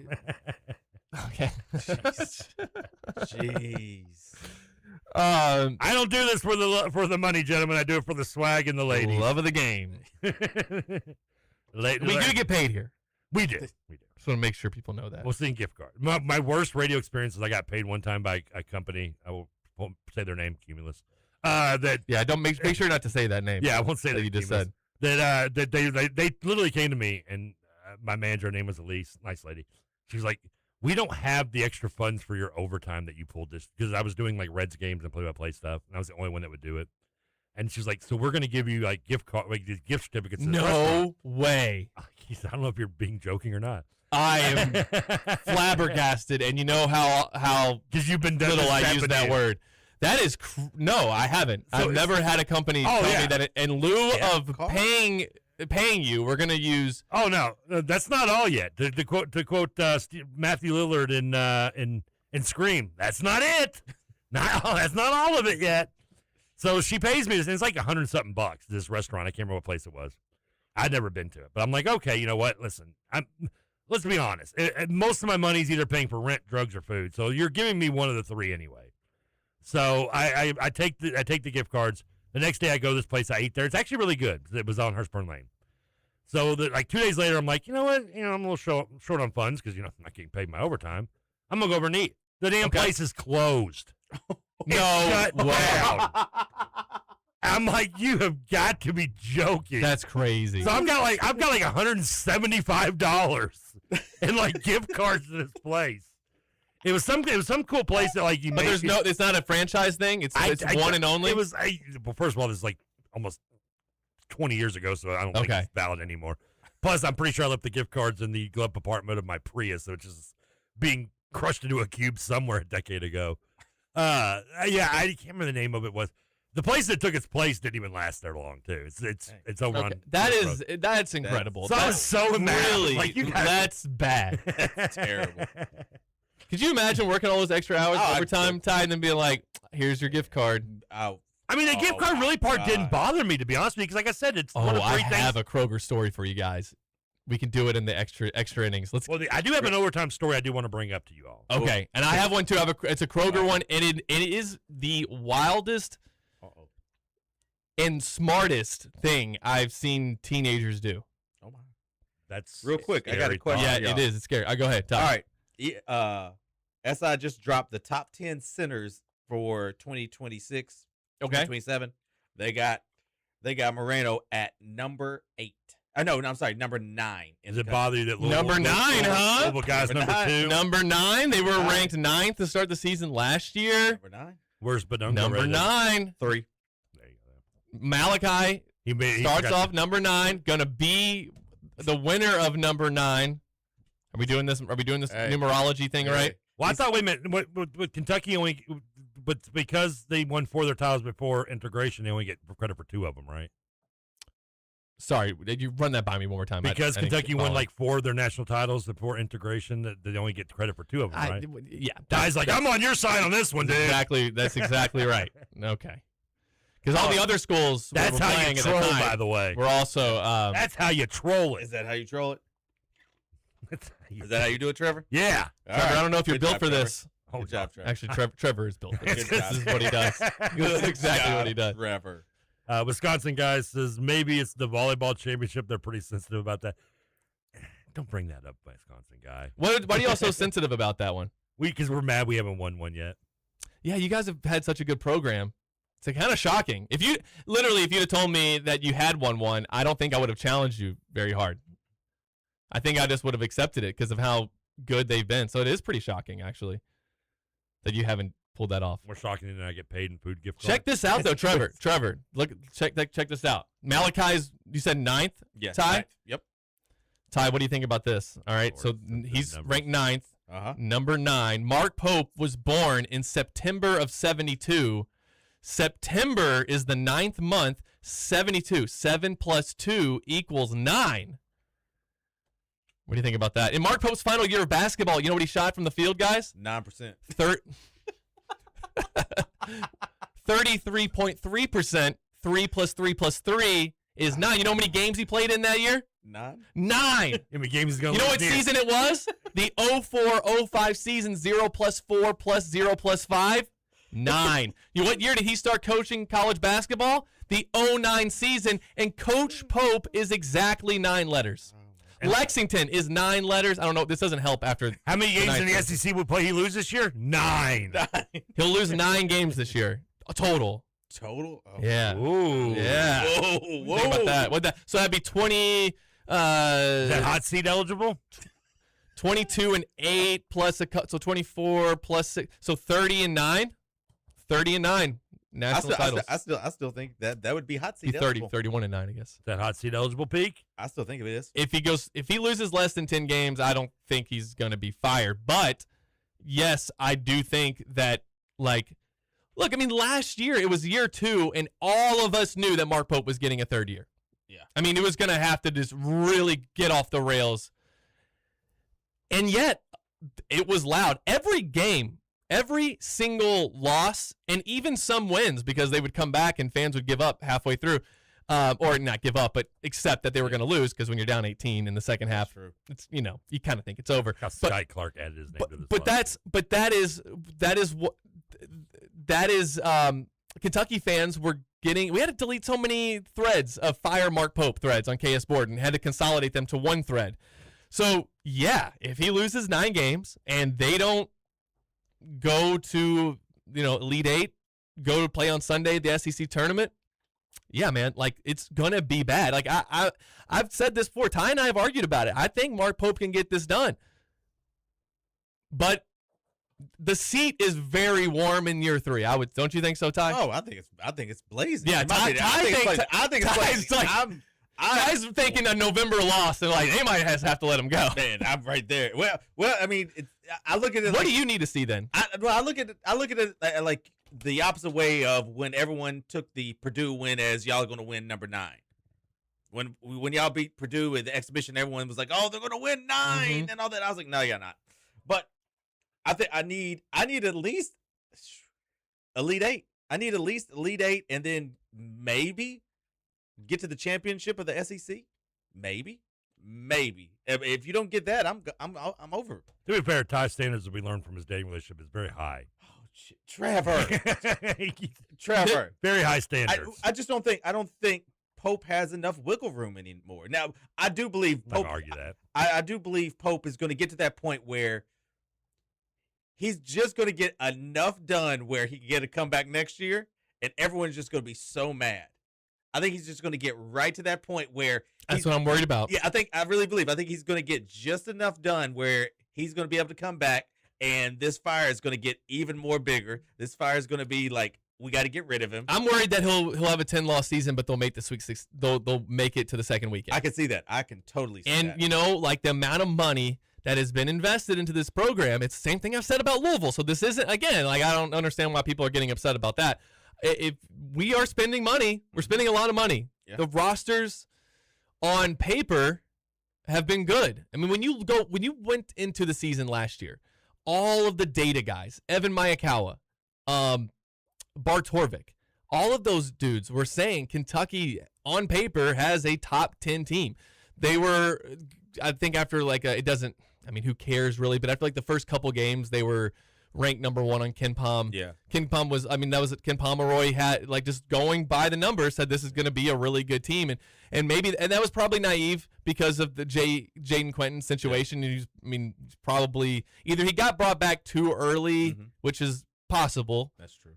Or he was just always going to deal with that last year. So let me ask you this, though, too. Yeah. I'm not a big numbers guy at times. I would like to see it. Yeah, I'm the guy that wants to watch. Yeah. Do you think numbers kind of screw things up just a tad? Sometimes, yeah. Okay. Yeah. That's why I think like the problem I had with Cal is he never looked at the numbers. We would do these press conferences, and like I remember one with Chin Coleman saying that he started it with, well, Calipari's the GOAT, so he's trusting his gut.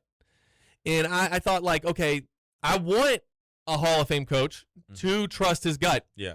While also backing that up with some kind of data. Okay. I feel like sometimes Mark Pope uses the data too much. Yeah. Instead of trusting, okay, who's the best guy on the floor right now? Let's not worry about did he run up and down the court this many times? Like what's the pedometer at? Oh, that's too much. He needs to sit out for 3 minutes. Yeah. Then he'll be able to make shots again. No, don't worry about that. Yep. All right, we come back. We'll have KRC. Gosh, it's 2 years, 2 days in a row. I almost did that. Kentucky Roll Call Extra Innings coming up on Big X Sports Radio. We'll be right back.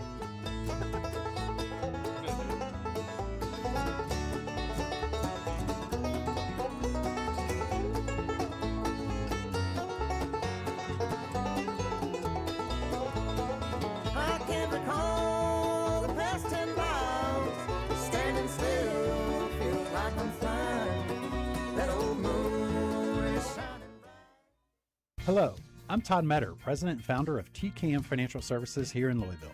Listen to my live local call-in show Wednesdays from 6 to 7 p.m. on 970. A Nickel on a Plan Finance Show is real talk about all things money, done with a musical twist. Tune in and join in as we talk markets, investment strategies, and more.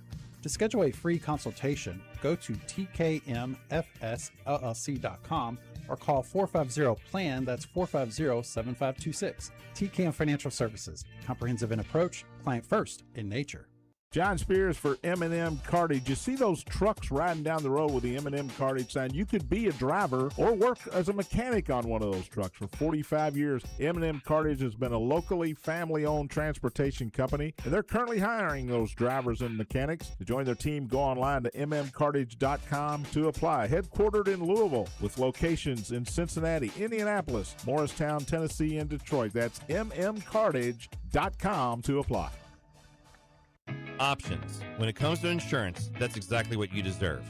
I'm Chad Hennessy with InsureMax, and I've been proudly serving the Louisville area for over 25 years. As an independent agent, we work with Auto Owners Insurance to find coverage that fits you, not the other way around. InsureMax delivers strength, service, and peace of mind through partners like Auto Owners Insurance. More choices, more options. Call me, Chad Hennessy, at 502-479-4085. I'm Kathy Binkaman. Over the holiday, there was an attempted fraud attack. My personal banker, Mary Rose, and I networked together, and the first thing that I thought of was I have to text her. And it was just within the next few minutes, there was an entire team that came together collectively. And that's just not the type of service that you typically get from your bank. That's Kathy's story. Now let's get to work on yours. Republic Bank. Time to thrive. Member FDIC. The Mike Rutherford Show is brought to you by Everything Concealed Carry in the heart of J-Town, where you'll always get your best shot at a great deal. Louisville's longest-running pro sports team is back. Louisville Bats Baseball at Louisville Slugger Field. Family-friendly entertainment at budget-friendly prices. See future Cincinnati Reds in action. To plan your day at the ballpark, visit batsbaseball.com. Check the back seat. All right, come here. Check the back seat. Gets in your head, right? Good. Because every year, dozens of children are forgotten in the backseat of a car by a parent or caregiver. All never thought it could happen to them. A message from NHTSA and the Ad Council. Honey Baked Ham in New Albany is the perfect spot for a healthy alternative to fast food. They provide a variety of freshly made sandwiches, as well as salads and delicious soups. And you can dine in or take it to go. They also have many dinner options such as ham, turkey, frozen sides, and desserts, which provide a complete meal. Catering is also available for small groups or large gatherings. Call Honey Baked Ham today, 812-941-9426, or visit them, 3602 Northgate Court, Suite 23 in New Albany. Big X Sports Radio is fueled by Thornton's. Fueled by Thornton's. Where you can stop by for quality fuel, fresh food, and friendly service. Earnify helps make every visit count. Members save 5 cents per gallon every day. Every day. Earn points on fuel and convenience purchases. And receive a 250-point welcome offer. Download the Earnify app and start earning at Thornton's today. This is Dugan Ryan. I would love the opportunity to talk with you about how we can help grow your business and have your business's brand associated with Big X Sports Radio. Give me a call today at 812-725-1457. Humid setup this afternoon with temperatures climbing into the 90s, the heat index into the lower 100s. Now, there is still a continued risk for some scattered showers and thunderstorms really at any point in the afternoon, but the higher potential will actually be north and south of Louisville for this afternoon. Lows tonight, staying muggy, generally in the mid-upper 70s. From the Wave Storm Tracking Team, I'm Brian Good.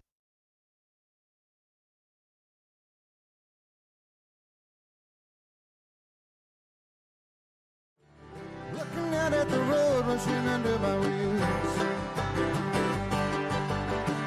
Looking back at the years gone by like so many summer fields. Welcome into Kentucky Roll Call Extra Innings here on Big X Sports Radio. Final 20 minutes or so. I got a good story to tell you guys, but first I want to get into the YouTube chat. YouTube fueled by Thornton's. This is a good idea, Trevor. I need to keep my eye on this a little bit better because I didn't realize we actually got some good comments over there that I need to get to. The Big X YouTube stream is fueled by Thornton's. Power up with great coffee, fuel, and discounts at every stop. Use the Earnify app. Hey, what's the drink? What's it called? A refresher? What? Fountain refresher. Fountain refresher. I like that. Let's get to Money saver fountain refresher. Oh, I like that. I got the Earnify app, so I might run over there. It's next door. I should just do it. I go every day. Well, when I come up every Friday. Let's see. Somebody said Patrick Yankee says Peak wouldn't have this strong of an opinion if it wasn't a player to help Kentucky this year. I think that's true because I wouldn't be as involved in this if it wasn't. I wouldn't have been at court today if it wasn't. So I wouldn't probably have that many takes. And obviously my opinion changes if we talk about Trimble. But you don't care about those football players that are trying to get their fifth year? No. Okay. Captain Crash. I was on the NCAA side myself. I was like, all right, yeah. Patrick. I don't want to spend a whole lot of time on this, but I will address his comment here. He said, saying you can stay in college and play for as many years as you want is the worst take of all time. First of all, Patrick, if you've listened to the show, I've had at least 10 other worse takes than that. Just today alone. Yeah, maybe. We'll get to another a worse take before the end of the show. I think that roster continuity is a good thing. I am being a little hyperbolic in that they could stay forever, but it doesn't affect me, and I would rather I think that it's better for sports. It's like we have data on this. Like we know that like season tickets go up. They go down when you lose players. It's throughout sports and throughout the world. I think that we need to look at college sports a little bit how they look at sports in Europe. That is the model. Because it's the same thing. We really want to trust the people that can't even figure out how to do central air. Yeah, I know. I mean, we can do a better version of it, though. I mean, what did we win this war 250 years before in the first place to separate ourselves? We don't need to keep following Europe. No. I think we need to. What you do is you take the you take the roses and leave the thorns. Okay, so like we could do a better version of this, of what they do, and I mean they have kids that are playing. Is that a saying, by the way? I don't know. It is now, though, right? I like that kind of. Did you just make that up? We'll put that on a T-shirt. Yeah, put it on a pillow. That's good. I mean, that's better than anything Pope's ever said. I like that. All right. You know what, Trevor? I totally agree with you. That was a great good. one right there. I totally agree. Honestly, I don't even think you should finish talking. I think you should just drop the mic and walk away after that. Over. We can do a better version of what they do. When they got guys who are like 16 years old playing soccer, playing basketball over there, and they're in their academies. So you have an academy system, and I think it would make for a better product on the court too. I mean, you would have if you could have academies for these college teams.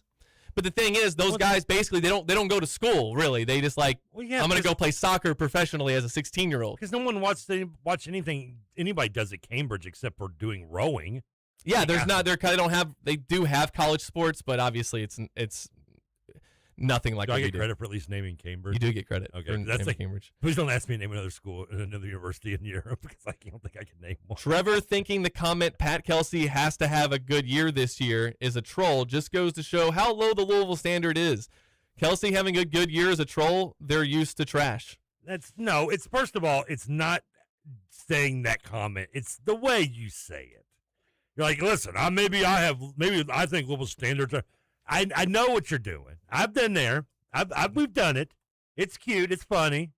I've done it, but it's not the exact way you say it. It's not what you're saying. It's how you say it. I get that. Here's a text into the Gameday Men's Health text line, 502-414-1450. Get your text in before we wrap up the show. I thought it was Ohio guy. This is somebody else. Random. He says, fans, these fifth years are taking spots from all the young kids. Also, fans, when a freshman misses 2 shots, please quit the team and go work at McDonald's. Listen, sports fans and hypocrisy go together so well, don't they? Sports fans' mindset is like a parent in the way is you do as I say, not as I do. Don't pay attention. I mean, listen, we're allowed to be hypocrites. That's what makes us fans. Do you know what fans is short for? Fanatics. Thank you. Is another text. This is from nobody. My only problem with letting guys play so long in college is it hurts the high school players. Probably forces them to mid-major schools. It could do that, which by the way, as I worry about mid-majors and how they can compete in this era of transfer portal and NIL, there's one. They can get the best 18 and 19-year-olds. They can get some of the better ones, right? Or guys can go play. The other players can go. You can have a JV team. They used to have JV teams in college. You could do that again. And I mean, look, this is so far down the road, but seriously, I think that it's headed sort of in that direction. It's we've just decided a long time ago that there was a rule that you could only play college sports for 4 years, and since then we've already adjusted. And for the longest time, it was only 3 up until 19. Is that right? Yeah. Okay, I didn't realize weren't that. allowed until the mid-70s. That's right. That's Ty. right. Yeah. Ty. What? What's right in front of you? A football? No, right in front of your mouth. A mic? Okay. Why are you commenting on the YouTube feed when you're on the show? Why can't I? What? I text people in the text line sometimes. Why can't I do that? Why can't Especially you can reply to nobody. Here's the thing. Nobody is one of my favorite texters, and he's one of my favorites on the KSR YouTube channel. What he doesn't know, well, I guess he does know, but I sometimes can't read what he says. Well, that's on. I can't. I just because there's I get there that. are words that will get me canceled. So I sometimes will text him. But Ty's over here making comments on the text line like he's not on the show. Right? Why can't I say? Dude, you're here, man. Just say it. I was. Don't type it. Just say, hey guys, I'm going back to college. I will down this hill. I will down this hill. If I want to put something in the chat, I'll put something in the chat. Are you the guy that's like sitting next to the girl and you text her? No. And you're hey, sweetheart, what are you doing? And she's looking. Hey, that could work though. That could get a laugh. I mean, you're right. You're not blind there, but I mean that's the equivalent of it. No, Come on, not. Ty. No, it's not. Just speak no, up. No, it's not. Ty's like these guys. These goons won't let me talk. I'm just going on the text line here at Thornton. Hey man, it's engagement. Listen, get Coach Ty his NIL money. Yeah. Thorntons, come on, pony up. Okay, I got to tell this story. This is about this happened a long time ago. I don't know what the statute of limitations is on something like this. I don't know that there even is one for a criminal case, which this absolutely would file under. Again, if you didn't hear the previous segment, good, because you won't know who I'm talking about. I listen. Trevor, I want to make sure I don't get in. I didn't do this, so I think it's. But I had. There were people that I knew, and they're not friends anymore. And it's not because of this. It just you just drift away every once in a while. But they were my friends. So this is really messed up. I'm scared because when Steven says something is messed up, last time he did that, the guy broke his arm, became a drug addict, and it was all because of There's no time limit? None. Trevor, you're going to be our legal expert here. Okay. Is this okay to tell this story? This happened like in 2007, but there is no statute of limitations on criminal cases. It's fine. Go ahead and just do it anyway. Hey, who am I to block? Who's going to who's going to even look into this? All right, so they there were these guys and they worked at this these guys I knew. They worked at a grocery store. Okay. And people would come in and they well, it could be, but it could be any Winn-Dixie. Okay, it doesn't matter. You said earlier it was a Kroger story. I didn't say that. Yeah, you did. Trevor, they would have had to have heard the previous segment to know what place this was. But we don't know what place it is. I was so proud I thought it was something and I forgot. So people went in and they paid with their prepaid cards. Okay. Right? They had like a Kroger card and they would put money in it. So you admitted they would. Is that something?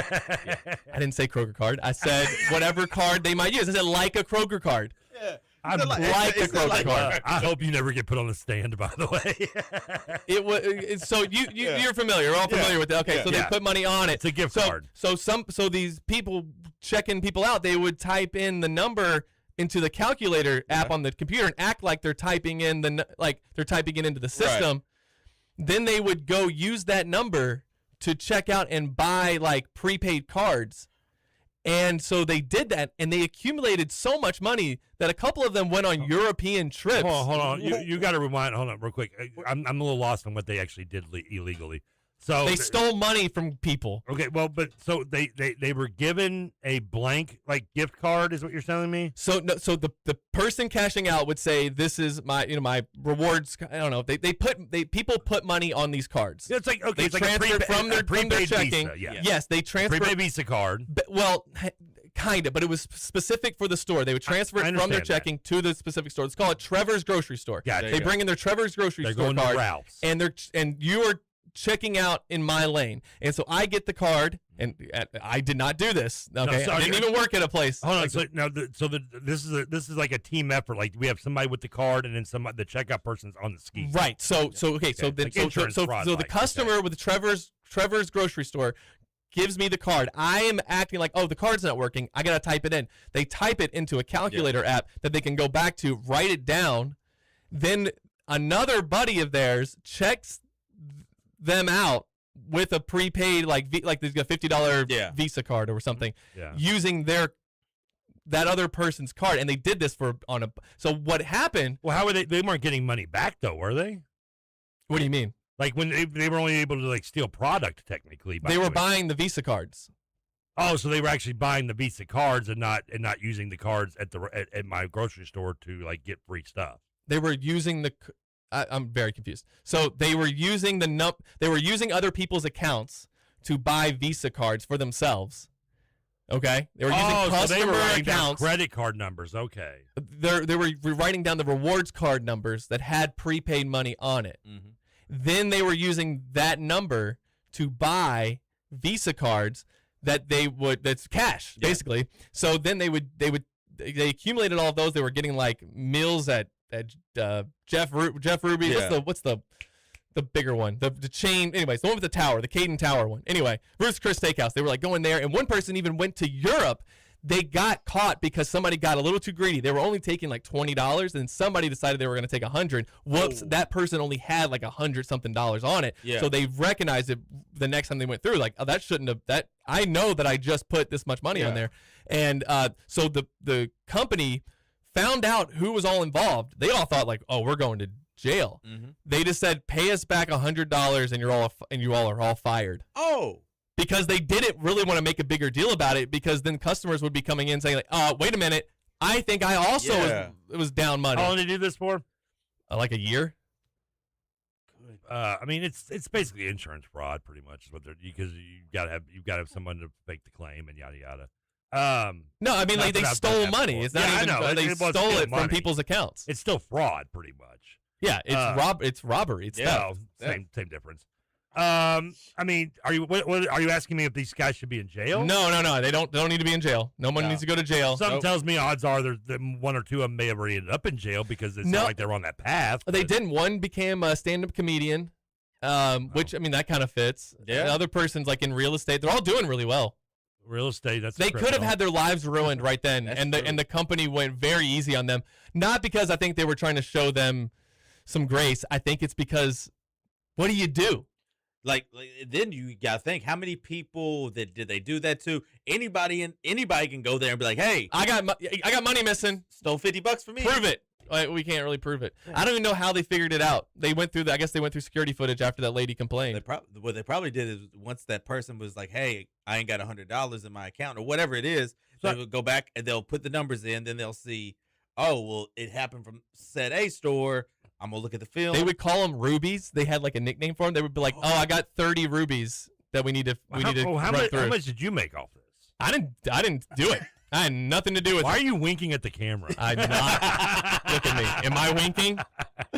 Those watching on the Thornton's YouTube stream? Trevor. I mean, why else would you ask if there was a statute of limitations? Well, because I don't want to get anybody in trouble. Well, I mean, you didn't give names anyway, so I mean, and obviously no one knows about this other than the corporation who's probably was a manager at the time who's It'd be real funny if somebody was listening right now. And I know. Like, why are you telling this story over the air? I don't know. It's interesting. because it's August 14th. I kind of got the same story, kind of along that line. Though. Okay, what happened? So got about 4 or 5 minutes left. All right, so third shift. Okay, shift at said A store.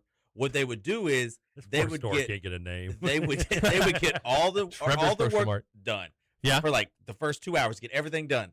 All of them then would go to the parking lot and take naps until like 5 a.m., 6 a.m., whatever, until the people, the day people would come in. That's just genius. So they got their work done. They got their work done and then took a nap. Yeah. But got the work done, but they still had other stuff to do. Oh, okay. Like when you got one part of it done. No, that's more of a you got time to lean, you got time to clean excuse. Yeah, they did their assignment.